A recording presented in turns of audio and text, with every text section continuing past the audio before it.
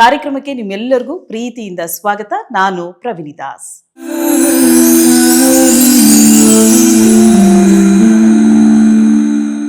ವೀಕ್ಷಕರೇ, ನಿಮ್ಗೆಲ್ಲ ಗೊತ್ತಿರೋ ಹಾಗೆ ನಾನೇ ರಾಣಿ ಕಾರ್ಯಕ್ರಮದ ಮುಖಾಂತರವಾಗಿ ಹಲವಾರು ಕ್ಷೇತ್ರದಲ್ಲಿ ತಮ್ಮ ಹೆಸರನ್ನ ಗುರುತಿಸಿಕೊಂಡಿರುವಂತಹ ಮಹಿಳಾ ಸಾಧಕಿಯರನ್ನ ಗುರುತಿಸಿ ನಾವು ನಿಮಗೆ ಪರಿಚಯಿಸ್ತಾ ಬರ್ತಿದ್ದೀವಿ.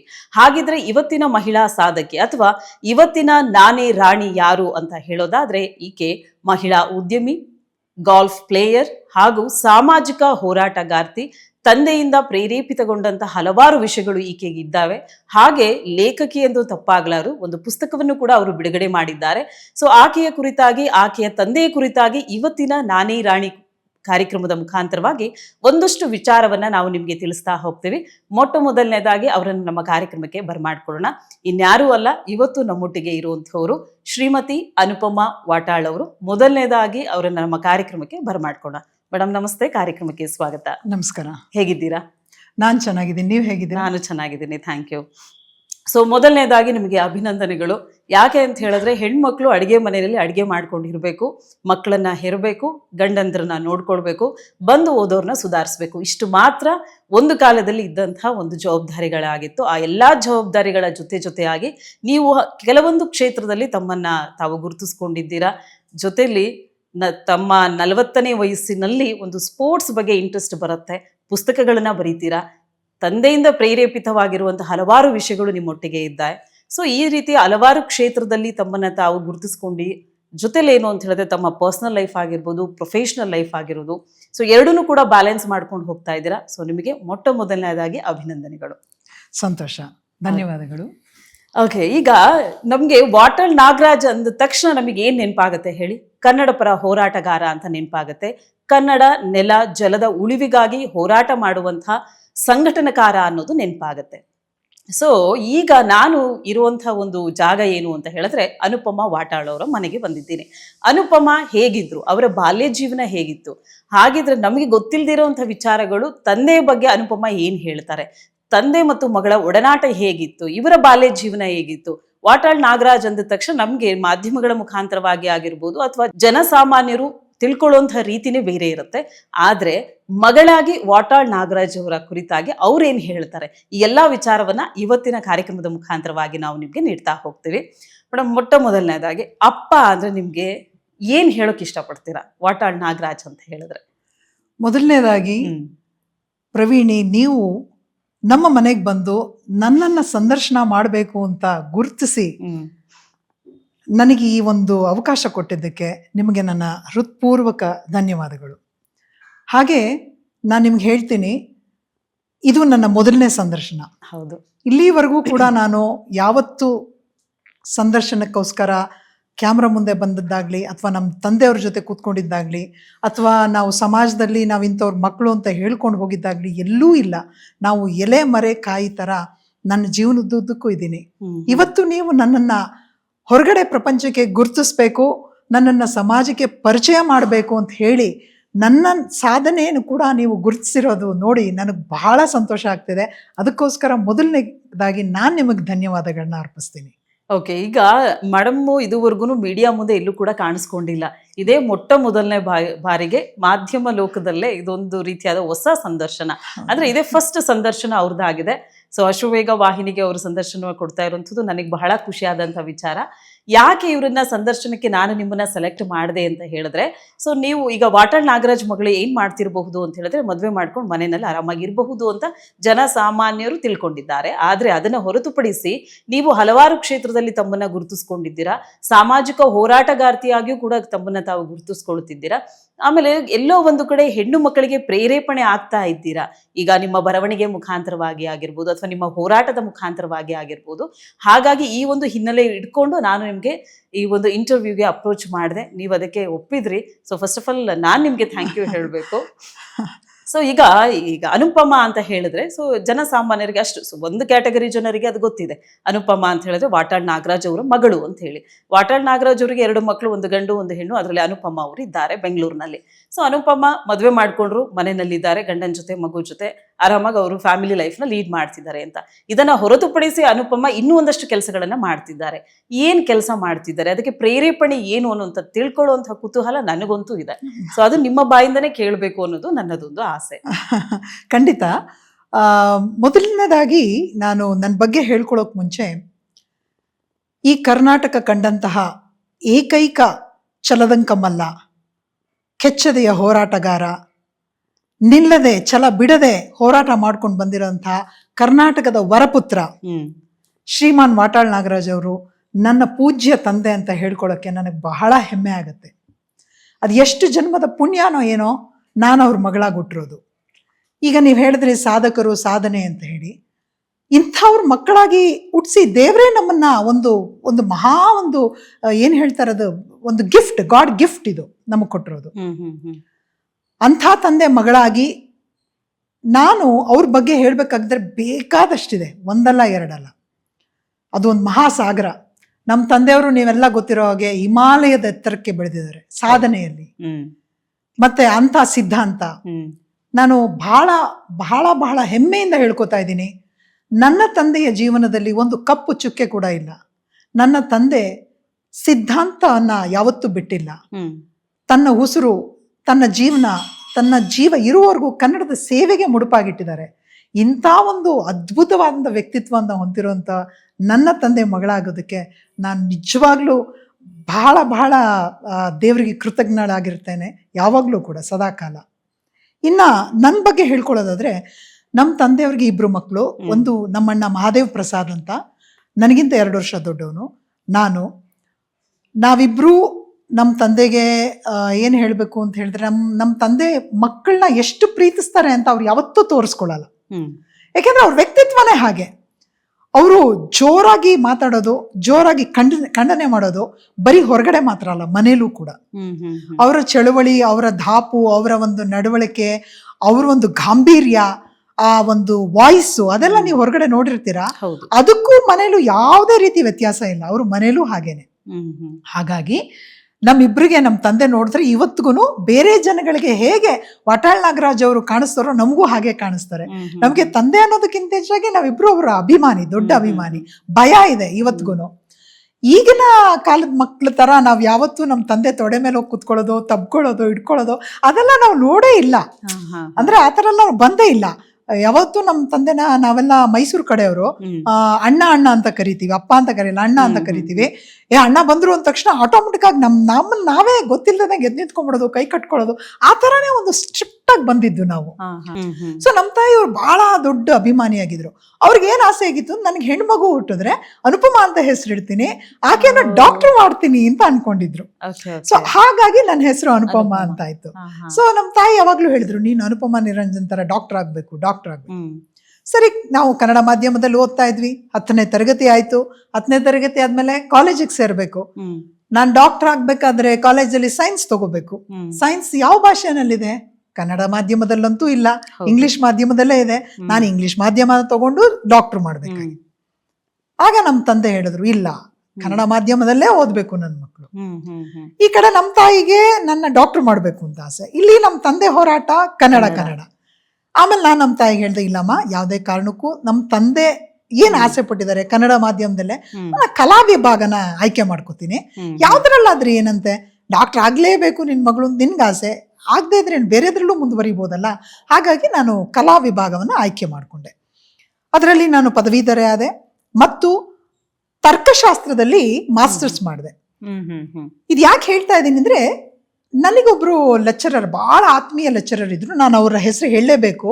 ಅವರು ಶ್ರೀ ನಂದನ್ ಅಂತ ಹೇಳಿ, ನಂದನ್ ಸರ್ ಅಂತ. ಅವ್ರು ನನಗೆ ಹೇಳ್ತಾ ಇದ್ರು, ಕನ್ನಡ ಮಾಧ್ಯಮದಲ್ಲಿ ಮಾಡೋದ್ರೆ ಏನು ಉಪಯೋಗ ಇಲ್ಲಮ್ಮ, ಬೇರೆ ಭಾಷೆಯಲ್ಲಿ ಇರುವಂತಹ ಒಂದು ಸಬ್ಜೆಕ್ಟ್ ನ ತಗೊಂಡು ಕನ್ನಡದಲ್ಲಿ ನೀನು ಟ್ರಾನ್ಸ್ಲೇಟ್ ಮಾಡಿ ಕನ್ನಡದಲ್ಲೇ ಮಾಡು. ಆಗ ಅದರಿಂದ ಒಂದು ನಿಮ್ ತಂದೆ ಹೋರಾಟಕ್ಕೆ ಒಂದು ಶಕ್ತಿ ತುಂಬದಂಗಾಗತ್ತೆ ಅಂತ. ಆಗ ನಾನು ಆಯ್ಕೆ ಮಾಡ್ಕೊಂಡಿದ್ದು ತರ್ಕಶಾಸ್ತ್ರನ. ತರ್ಕಶಾಸ್ತ್ರ ಅಂದ್ರೆ ನಿಮ್ಗೆಲ್ಲ ಗೊತ್ತು, ಫಿಲಾಸಫಿ ಯಾವ ಕನ್ನಡ ಪುಸ್ತಕಗಳು ಇಲ್ಲ. ಫಿಲಾಸಫಿ ಬಗ್ಗೆ ಎಲ್ಲ ಇಂಗ್ಲಿಷ್ ಪುಸ್ತಕಗಳೇ. ಆ ಇಂಗ್ಲಿಷ್ ಪುಸ್ತಕಗಳನ್ನ ಕನ್ನಡಕ್ಕೆ ತರ್ಜುಮೆ ಮಾಡಿಕೊಂಡು ನಾನು ಕನ್ನಡದಲ್ಲೇ ಫಿಲಾಸಫಿ MA ಪದವೀಧರೆ ಆದೆ. ಓಕೆ, ಸೊ ನೀವಿಗೆ ಮದ್ವೆ ಫಿಕ್ಸ್ ಆಗತ್ತೆ, ಮದ್ವೆ ಆಗ್ತೀರಾ. ಸೊ ಮದುವೆ ಆದ್ಮೇಲೆ ಸಾಂಸಾರಿಕ ಜೀವನವನ್ನ ನೀವು ಮಾಡ್ಕೊಂಡು ಹೋಗ್ತೀರಾ. ಸೊ ಅದಾದ್ಮೇಲೆ ನಿಮಗೆ ಸ್ಪೋರ್ಟ್ಸ್ ಬಗ್ಗೆ ಇಂಟ್ರೆಸ್ಟ್ ಬರುತ್ತೆ, ಪುಸ್ತಕವನ್ನ ಬರೀತೀರಾ, ಜೊತೆಲಿ ಉದ್ಯಮಿ ಆಗ್ತೀರಾ. ಸೊ ಹೇಗ್ ಸಾಧ್ಯವಾಯ್ತು? ಈಗ ಮದುವೆ ಜೀವನ ಆದ್ಮೇಲೆ ಮಗು ಆಗುತ್ತೆ, ಮಗುನ್ ನೋಡ್ಕೊಳ್ಬೇಕು. ಸೊ ಒನ್ಸ್ ಹೆಣ್ಮಕ್ಳು ಮದ್ವೆ ಆದ್ರು ಅಂತ ಹೇಳಿದ್ರೆ ಅದ್ರದ್ದು ಜವಾಬ್ದಾರಿಗಳು ಹೆಚ್ಚಿರುತ್ತೆ. ಆ ಜವಾಬ್ದಾರಿಯ ಜೊತೆಯಾಗಿ ಈ ಕ್ಷೇತ್ರದಲ್ಲಿ ನಿಮಗೆ ಇಂಟ್ರೆಸ್ಟ್ ಹೇಗ್ ಬಂತು ಅಂತ? ನೋಡಿ, ನನಗೆ ಮದುವೆ ವಯಸ್ಸು ಬಂದಾಗ ಎಷ್ಟೋ ಜನ ಹುಡುಗಿ ನೋಡಬೇಕು ಅಂತ ಹೇಳಿ ಕಳ್ಸಿದ್ರು. ಆದರೆ ನಮ್ಮ ತಂದೆ ಒಬ್ರಿಗೂ ಅವಕಾಶ ಮಾಡಿಕೊಡ್ಲಿಲ್ಲ. ಇಲ್ಲ, ಯಾರು ನೋಡೋಂಗಿಲ್ಲ, ನನ್ನ ಮಗಳನ್ನ ನಾನು ದೂರ ಎಲ್ಲ ಕೊಡಲ್ಲ. ಯಾಕೆ ಅವರು ಇಷ್ಟೊಂದು ಕಂಡೀಷನ್ಸ್ ಹಾಕ್ತಿದ್ರು ಅಂದರೆ, ನಮ್ಮ ತಂದೆ ಯಾವಾಗಲೂ ಹೋರಾಟ ಮಾಡ್ತಾ ಇದ್ರು. ಬೇರೆ ಭಾಷೆಗಳ ಬಗ್ಗೆ, ಬೇರೆ ಭಾಷಿಕರ ಬಗ್ಗೆ ಬಹಳಷ್ಟು ವಿಚಾರ ತಗೊಂಡು ಹೋರಾಟ ಮಾಡ್ತಾ ಇದ್ರು. ಹೋರಾಟಗಾರರು ಮನೆ ಹೇಗಿರುತ್ತೆ, ಮನೆ ಜೀವನ ಹೇಗಿರುತ್ತೆ ಅಂತ ಖಂಡಿತ ಯಾರಿಗೂ ಗೊತ್ತಿರಲ್ಲ. ನಮ್ದು ಒಂಥರ ಜೈಲಿನ ವಾಸನೆ ಆಗಿರುತ್ತೆ ಮನೆಯಲ್ಲಿ. ಯಾಕೆ ಅಂದರೆ ನಮ್ಮನ್ನ ಚಿಕ್ಕ ವಯಸ್ಸಲ್ಲಿ ಎಲ್ಲೂ ಬಿಡ್ತಿರಲಿಲ್ಲ ನಮ್ಮ ತಂದೆ. ಬಿಡ್ತಿರಲಿಲ್ಲ ಅಂದರೆ ಯಾಕೆ? ಒಂದೇ ಉದ್ದೇಶ ಅಂದರೆ, ಈಗ ಒಬ್ಬ ವ್ಯಕ್ತಿ ಸಮಾಜಕ್ಕೆ ತನ್ನನ್ನು ತಾನು ತೊಡಗಿಸ್ಕೊಳ್ಬೇಕಾದ್ರೆ ಆ ಮನೆ ಕೆಲಸಗಳು ಜಾಸ್ತಿ ಇರಬಾರ್ದು ಅವನಿಗೆ. ಮನೆ ನೋಡ್ಕೊಳ್ಳೋದು, ಮನೆ ಮಕ್ಕಳನ್ನ ಕೇರ್ ಮಾಡೋದು, ಅವ್ರ ಸೆಕ್ಯೂರಿಟಿ ಕೊಡೋದೇ ಆಗೋದ್ರೆ ಅವ್ರ ಸಮಾಜಕ್ಕೆ ಎಲ್ಲಿ ಹೋರಾಟ ಮಾಡೋಕ್ಕಾಗತ್ತೆ? ಅದರಿಂದ ಇದೆಲ್ಲ ತಾಪತ್ರಯ ಬೇಡ, ನೀವು ಮನೇಲಿ ಸೇಫ್ ಆಗಿರಿ. ಎಲ್ಲೂ ಹೊರಗಡೆ ಹೋದ್ರೆ ಏನೋ ತೊಂದರೆ ಆದರೆ, ಯಾರಿಂದನೋ ತೊಂದರೆ ಆದರೆ ನಾನೆಲ್ಲೋ ಇರ್ತೀನಿ, ನಾನು ಓಡ್ ಬರೋಕ್ಕಾಗಲ್ಲ. ಸೊ ಈ ಎಲ್ಲ ಒಂದು ಕಾರಣಗಳಿಂದ ಅವರು ನಮ್ಮನ್ನು ಸ್ಟ್ರಿಕ್ಟ್ ಆಗಿ ಬೆಳೆಸ್ತಿದ್ರು. ಅಂದರೆ ನೀವು ಕಾಲೇಜ್ಗೆ ಹೋಗ್ಬೇಕು, ಮನೆಗೆ ಬರಬೇಕು, ಮನೇಲಿ ಇರಬೇಕು, ಹೊರಗಡೆ ಎಲ್ಲ ಹೋಗ್ಬಾರ್ದು. ಎಲ್ಲರ ಥರ ನಾನು ಸ್ನೇಹಿತರ ಜೊತೆ ಒಂದು ಚಲನಚಿತ್ರ ನೋಡೋಕ್ಕೆ ನನ್ನ ಕಾಲೇಜ್ ಲೈಫಲ್ಲಿ ಹೋಗ್ಲಿಲ್ಲ, ಒಂದು ಹೋಟ್ಲಿಗೆ ಹೋಗ್ಲಿಲ್ಲ. ನಮ್ಮ ತಂದೆನೇ ಕರ್ಕೊಂಡು, ನಾನು ಓದಿದ್ದು ಮಹಾರಾಣಿಸ್ ಕಾಲೇಜು, ಸರ್ಕಾರಿ ಕಾಲೇಜಲ್ಲಿ. ನಮ್ಮ ತಂದೆನೇ ಕರ್ಕೊಂಡು ಹೋಗಿ ಕಾಲೇಜಿಗೆ ಬಿಟ್ಟು, ನಾನು ಯಾವ ಟೈಮ್ ಹೇಳ್ತೀನೋ ಆ ಟೈಮಿಗೆ ನಮ್ಮ ತಂದೆನೇ ಬಂದು ಕರ್ಕೊಂಡು ಹೋಗೋರು, ಇಲ್ಲ ಕಾರ್ ಕಳ್ಸೋರು. ಈ ಮಧ್ಯೆ ನಾನು ಒಂದು ದಿವಸ ಕೂಡ ಹೊರಗಡೆ ಫ್ರೆಂಡ್ಸ್ಗಳ ಜೊತೆ ಪಿಕ್ಚರ್ಗೆ ಹೋಗೋದಾಗ್ಲಿ, ಹೋಟ್ಲಿಗೆ ಹೋಗೋದಾಗ್ಲಿ ಏನೇನೂ ಮಾಡಿಲ್ಲ. ಅವರು ಸ್ಟ್ರಿಕ್ಟ್ ಆಗಿ ಹೇಳಿದ್ರು, ಇದ್ಯಾವುದು ಮಾಡಬಾರ್ದಮ್ಮ, ಬಹಳ ಗೌರವವಾಗಿರ್ಬೇಕು, ಹೋಗ್ಬೇಕು ಬರಬೇಕು, ನೀವೆಲ್ಲ ಹೋಗ್ಬೇಕಾದ್ರೂ ನಾನು ಕರ್ಕೊಂಡು ಹೋಗ್ತೀನಿ ಅಂತ. ಅವ್ರಿಗೆ ಸಮಯ ಸಿಕ್ಕಿದಾಗೆಲ್ಲ ನಮ್ಮನ್ನ ಪಿಕ್ಚರ್ಗೂ ಕರ್ಕೊಂಡು ಹೋಗ್ತಿದ್ರು, ಹೋಟ್ಲಿಗೂ ಕರ್ಕೊಂಡು ಹೋಗ್ತಿದ್ರು. ಎಷ್ಟಾಗುತ್ತೋ ಅಷ್ಟು ನಮಗೆ ಅವ್ರ ಟೈಮ್ನ ಕೊಡ್ತಾ ಇರಲಿಲ್ಲ ಅಂತಲ್ಲ. ಆದ್ರೆ ಅಷ್ಟೇ ಸ್ಟ್ರಿಕ್ಟ್ ಆಗಿ ಮನೆಯಲ್ಲಿ ಯಾಕೆ ಬೆಳೆಸಿದ್ರು ಅಂದ್ರೆ, ಅವ್ರಿಗೆ ಹೊರಗಡೆ ಇದ್ದಂತಹ ಒಂದು ಕಟ್ಟುಪಾಡುಗಳು ಆ ಥರ ಇತ್ತು. ಮಕ್ಕಳನ್ನ ಬಿಟ್ಬಿಟ್ರೆ ನಾಳೆ ದಿವಸ ನಾನು ಎಲ್ಲೋ ಇರ್ತೀನಿ, ಹೇಗೆ ಅವ್ರನ್ನ ನೋಡ್ಕೊಳ್ಳೋದು ಅನ್ನೋದು ಇತ್ತು. ಸೊ ಈ ಥರ ಇದ್ದಾಗ ನಮ್ಮ ತಂದೆಗೆ ನಾನು ಮದುವೆ ಆಗಿರೋದು ನನ್ನ ಸೋದರ ಮಾವನ್ನ, ಕೊನೆ ಸೋದರ ಮಾವನ್ನ. ನಮ್ದು ತುಂಬಾ ದೊಡ್ಡ ಕುಟುಂಬ ನಮ್ಮ ತಾಯಿಯವ್ರದ್ದು. ನಮ್ಮ ತಾಯಿಯವರು 9 ಜನ ಮಕ್ಕಳು. ನಮ್ಮ ತಾಯಿನೇ ದೊಡ್ಡ ಮಗಳು, ನಮ್ಮ ಯಜಮಾನ್ರೆ ಕೊನೆ ಮಗ. ಅದು ಆಯ್ಕೆ ಇತ್ತು ನನ್ನ ಜೀವನದಲ್ಲಿ. ಯಾಕೆ ಅಂದ್ರೆ ಕೆಲವರಲ್ಲಿ ಇರಲ್ಲ, ಯಾವಾಗ್ಲೂ ಬೇರೆ ಕಡೆನೆ ನೋಡೋದಿತ್ತು. ನಮ್ಮಲ್ಲಿ ಆಯ್ಕೆ ಇತ್ತು. ಹಾಗಾಗಿ ನಮ್ಮ ತಾಯಿ ನಮ್ಮ ತಂದೆ ಏನಂತ ಯೋಚನೆ ಮಾಡಿದ್ರು, ಹೊರಗಡೆ ಕೊಟ್ರೆ ಹೊರಗಡೆ ಹೊರಟೋಗ್ಬಿಡ್ತಾಳೆ ಮಗಳು. ತುಂಬಾ ಮಗಳು ಅಂದ್ರೆ ಬಹಳ ಪ್ರೀತಿ ನಮ್ಮ ತಂದೆಗೆ. ದಿನ ಬೆಳಗ್ಗೆ ಆಯ್ತು ಅಂದ್ರೆ ಒಂದ್ಸತಿ ನನ್ನ ಜೊತೆ ಅವರು, ಮುಂಚೆನೂ ಅಷ್ಟು ಬ್ಯುಸಿ ಇದ್ದಾಗ ಅವರು 5 ಬಾರಿ MLA ಆಗಿದ್ರು. ಅದು ಚಾಮರಾಜನಗರ ಕ್ಷೇತ್ರ MLA. ಎಷ್ಟು ಕೆಲಸ, ಎಷ್ಟು ಹೋರಾಟ ಇರ್ತಿತ್ತು. ಆಗ್ಲೂ ಅವ್ರು ಒಂದ್ಸತಿ ನನ್ನ ನೋಡ್ದೆ ಹೊರಗಡೆ ಹೋಗ್ತಾ ಇರ್ಲಿಲ್ಲ, ನನ್ನ ಜೊತೆ ಮಾತಾಡದೆ ಅವ್ರು ಹೊರಗಡೆ ಹೋಗ್ತಾ ಇರ್ಲಿಲ್ಲ. ಇಂಥ ಮಗಳನ್ನ ದೂರದಲ್ಲಿ ಕೊಟ್ಬಿಟ್ರೆ ಹೇಗೆ, ಹತ್ರದಲ್ಲೇ ಇದ್ರೆ ಒಳ್ಳೇದು ಅಂತ ಹೇಳಿ ಮೊದಲು ಅವರು ಯಾಕಮ್ಮ ಮನೇಲೆ ಮಾಡ್ಕೋಬೋದಲ್ಲ ಅಂತ ಹೇಳಿ ಸೋದರ ಮಾವನಿಗೆ ಒಂದು ಆಯ್ಕೆನ ಕೊಟ್ರು. ನಾನು ಖಂಡಿತ ಯಾವತ್ತೂ ನಮ್ಮ ತಂದೆ ಹೇಳಿದ ಮಾತಿಗೆ ವಿರುದ್ಧವಾಗಿ ನಡ್ಕೊಂತಾನೆ ಇರ್ಲಿಲ್ಲ. ಈಗ್ಲೂ ನಡ್ಕೊಳಲ್ಲ ಬಿಡಿ, ಆಗ್ಲೂ ನಡ್ಕೊಂತಾ ಇರ್ಲಿಲ್ಲ. ನೀವು ಒಪ್ಕೊಂಡ್ಬಿಟ್ರಿ? ನಾ ಒಪ್ಕೊಂಡೆ. ನೀವ್ ಹೆಂಗ್ ಹೇಳ್ತಿರೋ ಹಂಗೆ ಅಣ್ಣ, ನೀವು ನನ್ನ ಜೊತೆ ಇರ್ತೀರಾ ಸಾಕು ಅಷ್ಟೇ, ನೀವ್ ಯಾರನ್ನ ಹೇಳ್ತೀರೋ ನಾನು ಮದುವೆ ಮಾಡ್ಕೋತೀನಿ ಅಂತ. ಸೊ ಹಾಗಾಗಿ ನನ್ನ ಬಾಳ ಸಂಗಾತಿಯಾಗಿ ಸಿದ್ದೇಶ್ವರ್ ಕುಮಾರ್ ಅಂತ, ಅವರು ನನ್ನ ಸೋದರ ಮಾವ ಕೂಡ ಹಾಗೂ ಬಾಳ ಸಂಗಾತಿ ಕೂಡ ಆಗಿ ಬಂದ್ರು. ಇದು 1995ನೇ ಇಸ್ವಿ ನವೆಂಬರ್ ಅಲ್ಲಿ ನನ್ ಮದ್ವೆ ಆಯ್ತು. ಮದುವೆ ಆಗಿ ನಾನು ಹೋಗಿದ್ದು ತುಂಬು ಕುಟುಂಬಕ್ಕೆ. ಅಂದ್ರೆ ಅವರೆಲ್ಲ ದೊಡ್ಡ ಸಂಸಾರ, ತುಂಬಾ ದೊಡ್ಡ ಮನೆ. ಆದ್ರೆ ನಿಜ ಹೇಳ್ಬೇಕು ಅಂದ್ರೆ ಪ್ರವೀಣಿ, ನಾನು ಮದುವೆಗೆ ಮುಂಚೆ ಬಹಳ ಒಂದು ಪಂಜರದಲ್ಲಿ ಇದ್ದಂತಹ ಗಿಣಿ ಅಂತ ಹೇಳ್ಬೋದು. ನಮ್ಮ ತಂದೆ ಎಲ್ಲೂ ಬಿಡ್ತಿರ್ಲಿಲ್ಲ, ಬಹಳ ಸ್ಟ್ರಿಕ್ಟ್ ಆಗಿ ನೋಡ್ಕೋತಿದ್ರು, ಹೊರಗಡೆ ಹೋಗಂಗಿಲ್ಲ. ನಾನು ಮಾತಾಡಕ್ಕೂ ಹೆದರ್ಕೋತಿದ್ದೆ ಎಲ್ಲರ ಜೊತೆ. ನಮ್ಮ ತಂದೆ ಎಲ್ಲಿ ತಪ್ಪು ತಿಳ್ಕೊಂಡ್ಬಿಡ್ತಾರೋ, ಅಥವಾ ನಾನು ತಪ್ಪಾಗಿ ಮಾತಾಡ್ಬಿಟ್ರೆ ಅವರ ಒಂದು ಸಾಮಾಜಿಕ ಜೀವನ, ರಾಜಕೀಯ ಜೀವನಕ್ಕೆ ಎಲ್ಲಿ ತೊಂದರೆ ಆಗುತ್ತೋ ಅಂತ. ಆದ್ರೆ ನಾನು ಮದುವೆ ಆದ್ಮೇಲೆ ನಾನು ನೋಡಿದಂತಹ ಜೀವನನೇ ನಿಜವಾಗ್ಲೂ ಬೇರೆ. ನಮ್ಮ ಯಜಮಾನ್ರು ಬಹಳ ನನಗೆ ಸಪೋರ್ಟ್ ಮಾಡಿದ್ರು. ಅವರು ಎಲ್ಲದಕ್ಕೂ ನನ್ನನ್ನು ಫ್ರೀ ಆಗ್ಬಿಟ್ರು. ನೀನು ಹೆಂಗ ಬೇಕಾದ್ರೂ ಇರ್ಬೋದು, ನೀನು ಯಾವಾಗ ಬೇಕಾದ್ರೂ ನಿಮ್ಮ ತಂದೆ ತಾಯಿನ ಹೋಗಿ ಸೇವೆ ಮಾಡ್ಬೋದು, ನಿಮ್ಮ ತಂದೆ ತಾಯಿ ನೋಡ್ಕೊಂಡ್ ಬರ್ಬೋದು, ನಿನ್ಗೇನು ಇಷ್ಟ ಅದು ಮಾಡ್ಬೋದು, ಕಲಿ, ನಿನಗೆ ತುಂಬಾ ಆಸಕ್ತಿ ಇದೆ ಎಲ್ಲದ್ರಲ್ಲೂ, ಕಲಿಕೆನಲ್ಲ ಯಾವ ಕ್ಷೇತ್ರದಲ್ಲಿ ಬೇಕಾದ್ರೂ ನೀನು ಕಲಿ ಅಂತ ನನಗೆ ಅವಕಾಶ ಮಾಡಿದ್ರು. ಇವತ್ತು ಅವರು ಸಪೋರ್ಟ್ ಮಾಡಿರ್ಲಿಲ್ಲ ಅಂದಿದ್ರೆ ಬಹುಶಃ ಈ ಅನುಪಮ ಆಗಕ್ಕೆ ಸಾಧ್ಯ ಆಗ್ತಾ ಇರ್ಲಿಲ್ಲ. ಅಂದ್ರೆ ಈಗ 95ನೇ ಇಸ್ವಿನಲ್ಲಿ ನಿಮ್ದು ಮದುವೆ ಆಗುತ್ತೆ, ಆಮೇಲೆ ಮಗ ಹುಡ್ತಾನೆ. ಆಮೇಲೆ 97ನೇ ಇಸ್ವಿಲಿ ನನಗೆ ಮಗ ಹುಡ್ತಾರೆ. ಮನೆ ಮಕ್ಕಳು ಇಷ್ಟೇ ಜೀವನ ಅಂತಾನೆ ನಾನು ಇದ್ದೆ. ಸೊ 97ನೇ ಇಸ್ವಿನಲ್ಲಿ ನನಗೆ ಮಗ ಹುಡ್ತಾನೆ. ಮಗ ಹುಟ್ಟಿದ್ಮೇಲೆ ಸ್ವಲ್ಪ ಬ್ಯುಸಿ ಆಗ್ತೀನಿ ಮಗು ನೋಡ್ಕೊಳ್ಳೋದ್ರಲ್ಲಿ ಎಲ್ಲ. ಬಟ್ ಆವಾಗ್ಲೂ ಕೂಡ ನಾನು ಏನಾದ್ರೂ ಒಂದು ಕಲಿಬೇಕಲ್ಲ ಅಂತ ಹೇಳಿ ನಮ್ಮ ಯಜಮಾನ್ರ ಜೊತೆ ನಾನು ಸ್ಟಾಕ್ ಮಾರ್ಕೆಟ್ ಅಲ್ಲಿ ಕೆಲಸ ಮಾಡ್ತಾ ಇದ್ದೆ. ಅವರು ಸ್ಟಾಕ್ ಮಾರ್ಕೆಟ್ ಅಲ್ಲಿ ಇದ್ರು, ಬಹಳ ಒಳ್ಳೆ ಹೆಸರು ತಗೊಂಡಿದ್ದಾರೆ ನಮ್ಮ ಮನೆಯವರು ಸ್ಟಾಕ್ ಮಾರ್ಕೆಟ್ ಅಲ್ಲಿ. ನಾನು ಕೂಡ ಅವ್ರ ಜೊತೆ ಸ್ಟಾಕ್ ಮಾರ್ಕೆಟ್ ಅಲ್ಲಿ ಇನ್ವಾಲ್ವ್ ಆಗ್ತಾ ಇದ್ದೆ, ಬೇರೆಯವ್ರಿಗೆ ಸಜೆಸ್ಟ್ ಮಾಡ್ತಿದ್ದೆ, ನಾನು ಇನ್ವೆಸ್ಟ್ಮೆಂಟ್ ಮಾಡ್ತಾ ಇದ್ದೆ. ಹೀಗೆ ನಾನು ಸ್ವಲ್ಪ ಸ್ಲೋ ಆಗಿ ಶುರು ಮಾಡ್ಕೊಂಡೆ. ನಂಗೆ ಏನೇನು ಮುಂಚೆ ಆಸೆ ಇತ್ತು, ಮದ್ವೆಗೆ ಮುಂಚೆ ನಂತರ ಆಕ್ಟಿವ್ ಆಗಿರ್ಬೇಕು, ಕೆಲಸ ಮಾಡಬೇಕು, ವರ್ಕ್ ಮಾಡಬೇಕು ಅಂತ ಅನ್ನೋದೆಲ್ಲ ಆಸೆ ಇತ್ತು. ಬಟ್ ಆವಾಗ ಆಗ್ತಾ ಇರ್ಲಿಲ್ಲ. ನಮ್ಮ ತಂದೆ ಒಂದು ರಾಜಕೀಯ ಜೀವನಕ್ಕೆಲ್ಲ ತೊಂದರೆ ಆಗುತ್ತೋ ಅನ್ನೋ ಒಂದು ಕಾರಣಕ್ಕೆ, ಮತ್ತು ನಮ್ಮ ತಂದೆಯವರ ಒಂದು ಅವ್ರ ಕೈ ಕೆಳಗೆ ಇಳ್ದಿದ್ರಿಂದ ನಾನು ಭಾಳ ಅವ್ರು ಹೆಂಗೆ ಹೇಳ್ತಾರೆ ಹಾಗೆ ಕೇಳ್ತಾ ಇದ್ದೆ. ಸೊ ಈ ಮದುವೆ ಆದ್ಮೇಲೆ ಸ್ವಲ್ಪ ನನಗೆ ಫ್ರೀಡಮ್ ಸಿಕ್ತು. ನನ್ನ ಯಜಮಾನ್ರು ಎಲ್ಲದರಲ್ಲೂ ಪ್ರೋತ್ಸಾಹ ಮಾಡೋಕೆ ಶುರು ಮಾಡಿದ್ರು. ಹಾಗಾಗಿ ನಾನು ಸ್ಲೋ ಆಗಿ ಫಸ್ಟು ಸ್ಟಾಕ್ ಮಾರ್ಕೆಟ್ ಅಲ್ಲಿ ಶುರು ಮಾಡಿದೆ. ಅದಾದ್ಮೇಲೆ ಮಗನ ನೋಡ್ಕೊಳ್ಳೋದು ಒಂದ್ ಕಡೆ ಏನಾಯ್ತು ಅಂದ್ರೆ, ನಮ್ಮ ತಾಯಿಗೆ ಆರೋಗ್ಯ ಹಾಳಾಗಕ್ಕೆ ಶುರು ಆಯ್ತು ಬಹಳ ಬೇಗ, ಬಹಳ ಚಿಕ್ಕ ವಯಸ್ಸಿಗೆ. ಮಹಾ ಸಾಧ್ವಿ ನಮ್ಮ ತಾಯಿಯವರು, ದೇವತೆ ಅಂತಾನೆ ಹೇಳ್ಬೇಕು. ಪ್ರತಿಯೊಬ್ಬರು ಮಕ್ಳಿಗೂ ಅವ್ರ ತಾಯಿ ದೇವತೆನೆ, ಅದರಲ್ಲಿ ಆಶ್ಚರ್ಯ ಏನಿಲ್ಲ. ಆದ್ರೆ ನನ್ನ ಜೀವನದಲ್ಲಿ ನಮ್ಮ ತಾಯಿಯವ್ರನ್ನ ನಾನು ಫಸ್ಟ್, ನನಗೆ ನಿಜ ಹೇಳ್ಬೇಕು ಅಂದ್ರೆ ನಾನು ದೇವಸ್ಥಾನಕ್ಕೆ ಹೋಗೋದಿಲ್ಲ. ನಂಗೆ ಮೊದಲನೇದಾಗಿ ನಮ್ಮ ತಂದೆ ತಾಯಿನೇ ದೇವ್ರು. ಅದ ನಂಬಿಕೆ ಇಟ್ಕೊಂಡು ಬಂದಿದ್ದವಳು ನಾನು. ಈಗ್ಲೂ ನಾನು ನನ್ನ ಎಲ್ಲಾ ಮಕ್ಳಿಗೆ ಹೇಳೋದು ಅಷ್ಟೇ, ಮೊದಲು ತಂದೆ ತಾಯಿ ನೋಡ್ಕೊಳ್ಳಿ, ತಂದೆ ತಾಯಿ ಆಶೀರ್ವಾದನೆ, ಯಾವ ದೇವ್ರು ಬರಲ್ಲ, ಫಸ್ಟ್ ಬರೋದೇ ತಂದೆ ತಾಯಿಯಿಂದ. ಸೊ ಆ ಒಂದು ಸಿದ್ಧಾಂತ ನಾನು ಆಗ್ಲಿಂದ ಪಾಲಿಸ್ಕೊಂಡ್ ಬರ್ತಾ ಇದ್ದೀನಿ. ನಮ್ಮ ತಾಯಿಯವ್ರಿಗೆ ಹುಷಾರಿರ್ಲಿಲ್ಲ. ನನ್ನ ಜೀವನದಲ್ಲಿ ತುಂಬಾ ನೋಡ್ಬಾರ್ದ ದಿವಸಗಳೆಲ್ಲ ನೋಡ್ಬಿಟ್ಟೆ ನಾನು. ನಮ್ಮ ತಾಯಿರ್ ನೋಡ್ಕೊಳ್ಳೋಕೆ ಏನಾದ್ರೂ ಮಾಡಿ ಉಳಿಸ್ಕೋಬೇಕಲ್ಲ ನಮ್ಮ ತಾಯಿನ. ಎಲ್ಲಾ ತರ ಸಮಸ್ಯೆಗಳು ಬಂದಾಗ್ಲೂ ನಮ್ಮ ತಾಯಿ ಜೊತೆ ಹಾಸ್ಪಿಟ್ಲಲ್ಲೇ ಇದ್ಬಿಡ್ತಿದ್ದೆ.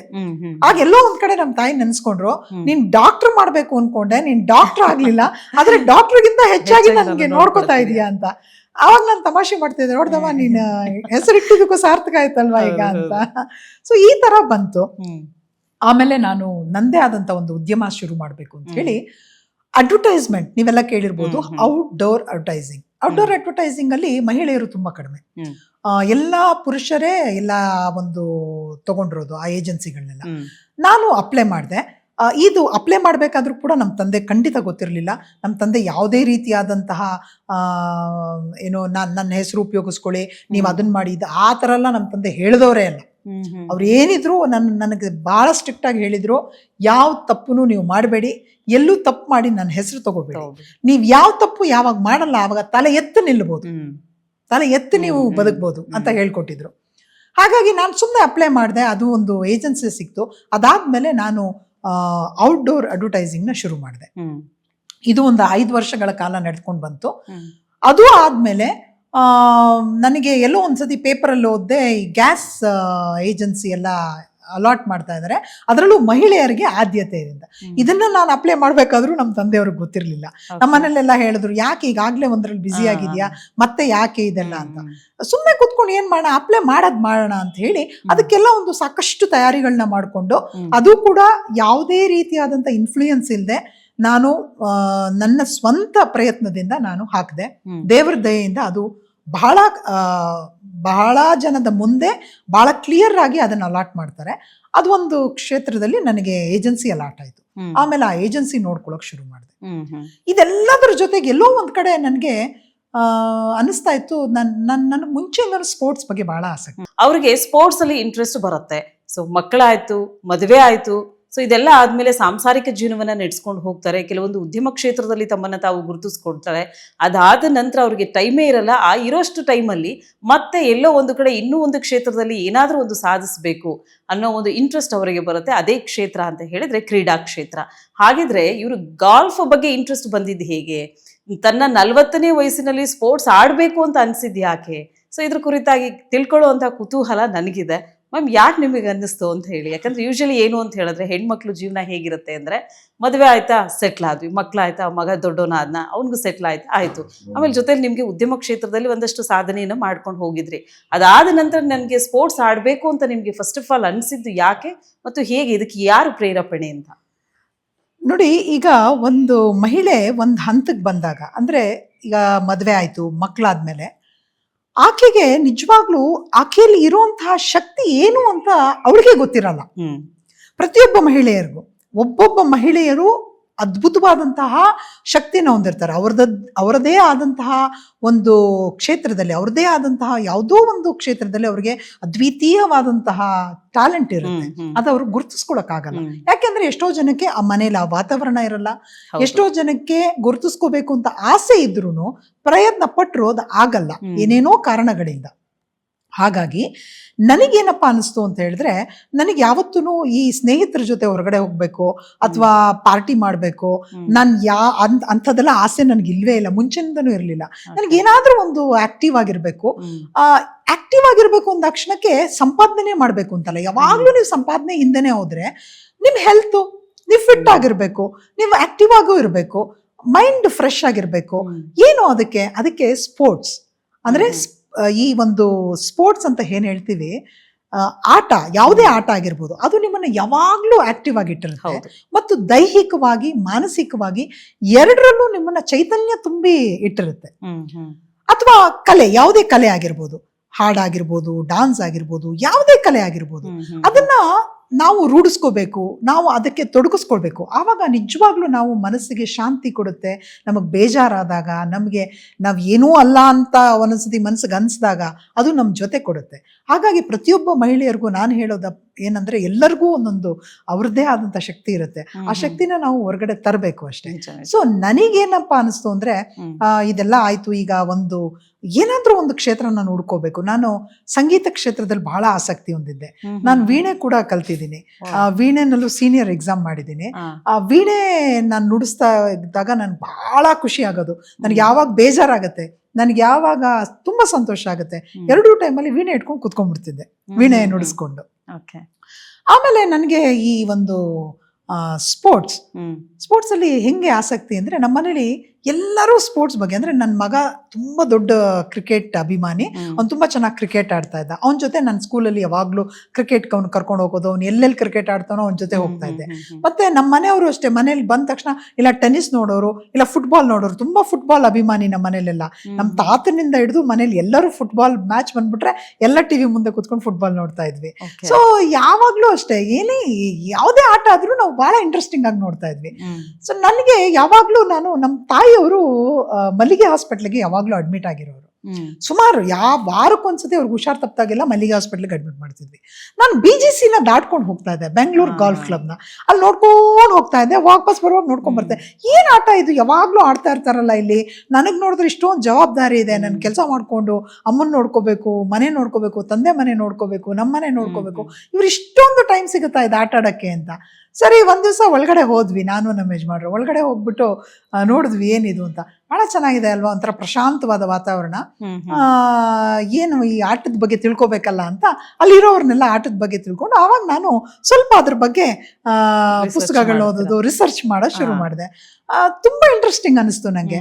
ಇದರಲ್ಲಿ ನೋಡಿ, ಎನಿ ಸ್ಪೋರ್ಟ್ಸ್, ಯಾವುದೇ ಆಟ ಆಗಿರ್ಬೋದು, ಆ ಸ್ಪರ್ಧೆನಲ್ಲಿ ನೀವ್ ಯಾರು, ನಿಮ್ ಜಾತಿ ಏನು, ನಿಮ್ದೇನು ಈ ಬ್ಯಾಕ್ಗ್ರೌಂಡ್ ಅಂತ ಯಾರು ನೋಡಲ್ಲ. ಅಲ್ಲಿ ಏನಿದ್ರು ನಿಮ್ಮ ಒಂದು ಸ್ವಂತತೆಯಿಂದ ನೀವು ಪ್ರೆಸೆಂಟ್ ಮಾಡ್ತೀರಾ, ಅದ್ರ ಮೇಲೆ ನಿಮ್ಗೆ ಯಶಸ್ಸು ಸಿಗ್ತಾ ಹೋಗುತ್ತೆ.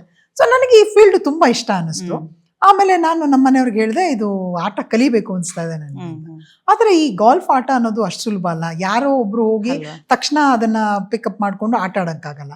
ಅದಕ್ಕೆ ಆದಂತಹ ಒಂದು ಹಂತದಿಂದ ಶುರು ಮಾಡ್ಬೇಕು. ಅದಕ್ಕೆ ಅಂದ್ರೆ ಯಾವ್ದಾದ್ರು ಒಂದು ಕ್ಲಬ್ ಮೆಂಬರ್ಶಿಪ್ ಇರ್ಲೇಬೇಕು. ಗಾಲ್ಫ್ ಕ್ಲಬ್ ಮೆಂಬರ್ಶಿಪ್ ಇಲ್ಲ ಅಂದ್ರೆ ನಾವ್ ಅದನ್ನ ಆಟ ಆಡಕ್ಕೂ ಆಗಲ್ಲ. ನಾನು ಯಾವ ಕ್ಲಬ್ಗೂ ಮೆಂಬರ್ ಆಗಿರ್ಲಿಲ್ಲ. ಸತ್ಯ ಹೇಳ್ಬೇಕು ಅಂದ್ರೆ, ಇಡೀ ಬೆಂಗಳೂರಲ್ಲಿ ಕ್ಲಬ್ ಶುರುವಾಗೋ ಮುಂಚೆ ನಮ್ ತಂದೆ ಹೋರಾಟ ಮಾಡ್ತಿದ್ರು. ಆದ್ರೆ ಎಲ್ಲೂ ಒಂದು ಕ್ಲಬ್ ಮೆಂಬರ್ಶಿಪ್ ತಗೊಂಡಿರ್ಲಿಲ್ಲ. ಯಾಕೆಂದ್ರೆ ಅವ್ರಿಗೆ ಮಕ್ಕಳಿಗೆ ಕ್ಲಬ್ ಕಲ್ಚರು ತಾಕಬಾರದು ಅಂತ. ಆ ಕ್ಲಬ್ ಕಲ್ಚರ್ ಅಂದ್ರೆ ಕ್ಲಬ್ಗೆ ಹೋಗೋದು, ಕುಡಿಯೋದ್ ಕಲಿತಾರೆ, ಸಿಗರೇಟ್ ಸೇಯೋದ್ ಕಲಿತಾರೆ, ಇಂಥದ್ದೆಲ್ಲ ಇರುತ್ತೆ. ಇದೆಲ್ಲ ಇನ್ಫ್ಲೂಯೆನ್ಸ್ ಆಗುತ್ತೆ ಮಕ್ಕಳಿಗೆ. ಮತ್ತೆ ನಮ್ಮ ಒಂದು ಕುಟುಂಬ ಬಹಳ ಆರ್ಥೋಡಕ್ಸ್ ಕುಟುಂಬ, ತುಂಬಾ ಸಾಂಪ್ರದಾಯಿಕವಾಗಿ ಬಹಳ ಸಂಸ್ಕಾರನ ಕಲ್ತ್ಕೊಂಡು ಇವತ್ತಿಗೂ ಕೂಡ ನಾವು ಒಂದು ಹಬ್ಬನೂ ಬಿಡದಂಗೆ ಹಬ್ಬಗಳು ಮಾಡ್ಬೇಕು, ಹಾಗೇ ಮನೆಗೆ ಬಂದವ್ರನ್ನ ಅದೇ ತರ ಸತ್ಕಾರ ಮಾಡ್ಬೇಕು, ಈ ತರ ಬೆಳೆದು ಬಂದವರು. ಈ ಕ್ಲಬ್ ಗಿಬ್ಬು ಎಲ್ಲ ಮಾಡಿ ಮಕ್ಕಳು ಅಲ್ಲಿ ಇಲ್ಲಿ ಹೋಗ್ತಾರೆ ಅಂತ ಒಂದು ಭಾವನೆ ಯಾವ ಕ್ಲಬ್ ಮೆಂಬರ್ಶಿಪ್ ತಗೊಂಡಿರ್ಲಿಲ್ಲ. ಆದರೆ ಇತ್ತೀಚಿನ ದಿನಗಳಲ್ಲಿ ನಮಗೆ ಕ್ಲಬ್ ಮಹತ್ವ ಏನು ಅಂತ ಗೊತ್ತಾಗ್ತದೆ. ಅಂದರೆ ಒಂದು ಆಟದಲ್ಲಿ, ಯಾವುದೇ ಒಂದು ಆಟದಲ್ಲಿ ನೀವು ಬರಬೇಕಾದ್ರೆ ಅಥವಾ ಆಕ್ಟಿವಿಟೀಸಲ್ಲಿ ಬರಬೇಕಾದ್ರೆ ಒಂದು ಕ್ಲಬ್ ಅಂತ ಇದ್ರೆ ನೀವು ಅಲ್ಲಿ ಹೋಗಿ ನಿಮ್ಮನ್ನು ನೀವು ನೋಂದಾಯಿಸ್ಕೊಂಡು ನೀವು ಅಲ್ಲಿ ಶುರು ಮಾಡೋದಕ್ಕೆ ಈಸಿ ಆಗುತ್ತೆ ಅಂತ. ಸೊ ನಾನು ಎಲ್ಲೂ ಇರಲಿಲ್ಲ. ಆಗ ನಾನು ಏನು ಮಾಡಿದೆ, ನಾನು ಕೂರ್ಗ್ಗೆ ಹೋದೆ. ಕೂರ್ಗಲ್ಲಿ golf club, Coorg golf link ಅಂತ, ಅಲ್ಲಿ ಮಾತ್ರ ಅವಕಾಶ ಇತ್ತು ನನಗೆ ತಗೊಳ್ಳೋದಕ್ಕೆ. ಅಲ್ಲಿ ನನ್ನ ಹೆಸರಲ್ಲೇ ನಾನು ಮೆಂಬರ್ಶಿಪ್ ತಗೊಂಡೆ. ಅಲ್ಲಿ ಮೆಂಬರ್ಶಿಪ್ ತಗೊಳ್ಬೇಕಾದ್ರೂ ಅನುಪಮ ವಾಟಾಳ ಅಂದ ತಕ್ಷಣ ಎಲ್ಲರಿಗೂ ಗೊತ್ತಾಗೋಗೋದು. ನಾನು ಎಲ್ಲೇ ಹೋಗಿ ನಾನೇನು ಹೇಳ್ಕೊಳ್ಳೋದು ಬೇಕಿಲ್ಲ. ಅನುಪಮ ವಾಟಾಳ ಅಂದ ತಕ್ಷಣ ವಾಟಾಳವ್ರಿಗೆ ಏನಾಗ್ಬೇಕು ನೀವು ಅಂತ ಕೇಳು. ನನ್ನ ಮಗಳು, ಅಲ್ಲಮ್ಮ ನೀವು ವಾಟಾಳ್ ನಾಗರಾಜ್ ಮಗಳು ಅಂತೀರ, ನೀವು ನಿಜವಾಗ್ಲೂ ಆಟ ಆಡಕ್ಕೆ ಬಂದಿದ್ದೀರಾ ಇಲ್ಲಿ, ನಿಮ್ ತಂದೆ ತರ ಗಲಾಟೆ ಮಾಡಕ್ ಬಂದಿಲ್ಲ ತಾನೇ ಅಂತ. ಅಯ್ಯೋ ಇಲ್ಲ ಸರ್, ನಾನು ಗಲಾಟೆಗೂ ನನಗೂ ಬಹಳ ದೂರ, ನಾನು ಗಲಾಟೆ ಮಾಡಕ್ ಬಂದಿಲ್ಲ, ನಾನು ಪ್ರಾಮಾಣಿಕವಾಗಿ ನಾನು ಈ ಆಟ ಕಲಿಬೇಕು ಅಂತಿದ್ದೀನಿ, ಅದಕ್ಕೆ ನನಗೊಂದು ಮೆಂಬರ್ಶಿಪ್ ಬೇಕು ಅಂತ ಕೇಳ್ಕೊಂಡು ಬರ್ದಿದ್ದೀನಿ. ಅವರ ಬಹಳ ಖುಷಿ ಪಟ್ಟು, ಇಂಥವ್ರ ಮಗಳಿಗೆ ಮೆಂಬರ್ಶಿಪ್ ಕೊಡದಿದ್ರೆ ನಾವು ಸರಿ ಹೋಗಲ್ಲ, ಬಹಳ ಸಂತೋಷದಿಂದ ನಿಮಗೆ ಮೆಂಬರ್ಶಿಪ್ ಕೊಡ್ತೀವಿ ಅಂತ ಹೇಳಿದ್ರು. ಸೊ ಇಲ್ಲಿ ನನ್ನ ಮೊದಲನೇ ಅಧ್ಯಾಯ ಅಂದ್ರೆ ಆಟ ಹೇಗ್ ಶುರು ಆಯ್ತು, ಗಾಲ್ಫ್ ಹೇಗ್ ಶುರು ಮಾಡಬೇಕು ಅಂತ ಬಂತಲ್ಲ, ಇದು ನನ್ನ ಪ್ರಾರಂಭ ಅಂತ ಹೇಳ್ಬೋದು. ಓಕೆ, ಸೊ ನೀವು ಆಲ್ಮೋಸ್ಟ್ ನಿಮ್ಮ ಆಕ್ಚುಲಿ ಹೆಣ್ಮಕ್ಳು ಏಜ್ನ ಹೇಳಬಾರ್ದು ಮತ್ತು ಕೇಳಬಾರ್ದು ಅಂತ ಹೇಳ್ತಾರೆ. ಸೊ ಆದ್ರೂ ನಾನು ಹೇಳ್ಬಿಡ್ತೀನಿ, ಯಾಕೆ ಅಂತ ಹೇಳಿದ್ರೆ ಬೇರೆ ಹೆಣ್ಮಕ್ಳಿಗೆ ನೀವು ಒಂದು ಮಾದರಿ ಆಗಲಿ ಅಂತ ಹೇಳಿ. ಅಟ್ ದ ಏಜ್ ಆಫ್ 40 ನಿಮಗೆ ಅದು ಇಂಟ್ರೆಸ್ಟ್ ಬರುತ್ತೆ. ಸೊ ಗಾಲ್ಫಿಗೆ ಸೇರ್ಕೊಳ್ತೀರಾ. ಸೊ ಇಷ್ಟೆಲ್ಲ ಹೋರಾಟ ಮಾಡಿ ವಾಟಾಳ್ ಮಗಳು ಅಂತ ಎಲ್ಲೂ ಒಂದು ಅದನ್ನ ಅಂದರೆ ಇನ್ಫ್ಲೂಯೆನ್ಸ್ನ ಯೂಸ್ ಮಾಡದೆ ನೀವು ಅದನ್ನು ತಗೊಳ್ತೀರಾ, ಜೊತೆಲಿ ಅದನ್ನು ಬೆಳೆಸ್ಕೊಂಡು ಬರ್ತೀರಾ, ನ್ಯಾಷನಲ್ ಲೆವೆಲ್ ಇಂಟರ್ನ್ಯಾಷನಲ್ ಲೆವೆಲ್ಲಿ ಒಂದು ಹೆಸರನ್ನು ಮಾಡ್ತೀರಾ.